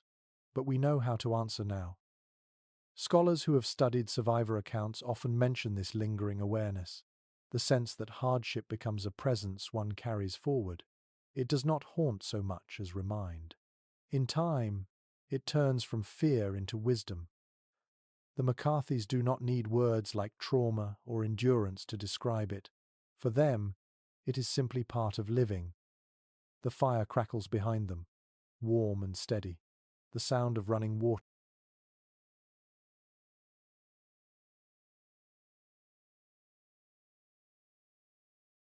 joins it, blending into a music the family will remember for the rest of their lives. You can almost feel it, the mix of heat and chill, the smell of thawing earth, the weight of silence slowly giving way to motion. They return inside, their steps slow and peaceful. The children fall asleep first, their faces soft in the firelight. The parents sit together a while longer, holding hands without speaking. Outside, the stars shimmer across the melting world. Inside, the air is filled with the quiet promise of seasons yet to come. The days lengthen until time itself feels stretched. Morning light slips through the cracks in the cabin walls, turning everything gold. The air carries the scent of wet earth, of ash, and of something faintly sweet, the smell of new growth hiding under the last crusts of snow. The storm that once ruled their world has become a memory that hums quietly beneath everything the McCarthys do. They have begun to rebuild in earnest now. The father replaces the fence posts, his hammer striking in slow, even rhythm. The sound carries across the still fields like a heartbeat. The mother turns the soil behind the cabin, her hands deep in the thawing ground. Each scoop of earth feels like a small resurrection. The children help by fetching bits of wood and collecting smooth stones from the creek. Every movement is ordinary, but together they form a kind of hymn to survival. In the evenings, they sit by the fire and talk about what the storm taught them. The father says he has learned patience, that sometimes the earth must be silent before it grows again. The mother smiles and says she has learned that warmth is something made, not found. The children listen and add their own wisdom, that snow can sound alive, that stars can shine even through clouds, and that stories make the dark smaller. Across the frontier, similar reflections were written in letters and diaries once spring arrived. People spoke of humility, of gratitude, and of the strange beauty that hardship left behind. One farmer in Wisconsin wrote that the blizzard had emptied the heart and filled it again with something simpler. Scholars later quoted his words as the essence of resilience, though he meant only to describe how the world looked after a storm. The McCarthys have learned to see beauty even in scars. The barn leans a little still, the roof patched unevenly, but they love it more than before. The fields lie bare, yet every inch carries the memory of snow melting into promise. When the wind moves through the grass, it sounds almost like breathing. The father teaches the children how to read the land again, the shape of the horizon, the tilt of clouds, the direction of the breeze. Never stop listening, he says. The sky always tells you what is coming. His words hold the same weight that once belonged to the whispers of their ancestors, who also looked upward to understand survival. The mother sits nearby, sewing a new quilt from scraps of old clothes and bits of linen saved from before the storm. Each square holds a story, the blue from the father's work shirt, the red from a child's old scarf, the faded brown from a blanket that once covered them during the worst night. When she finishes, she spreads it across their bed. The pattern is uneven but radiant. It smells faintly of smoke and pine resin. Historians studying such quilts have found them to be both art and record maps of endurance stitched into fabric. Some even include small embroidered symbols to mark storms, births, and journeys. The McCarthy mother does not add words, but she knows that every stitch speaks for itself. As dusk deepens, the family eats their supper of bread, milk, and wild onions gathered near the creek. The fire glows steady, the room wrapped in warmth. The youngest child asks what will happen next winter. The father looks into the flame before answering. "We will be ready," he says, "but even if we are not, we will remember how to wait." The mother adds softly,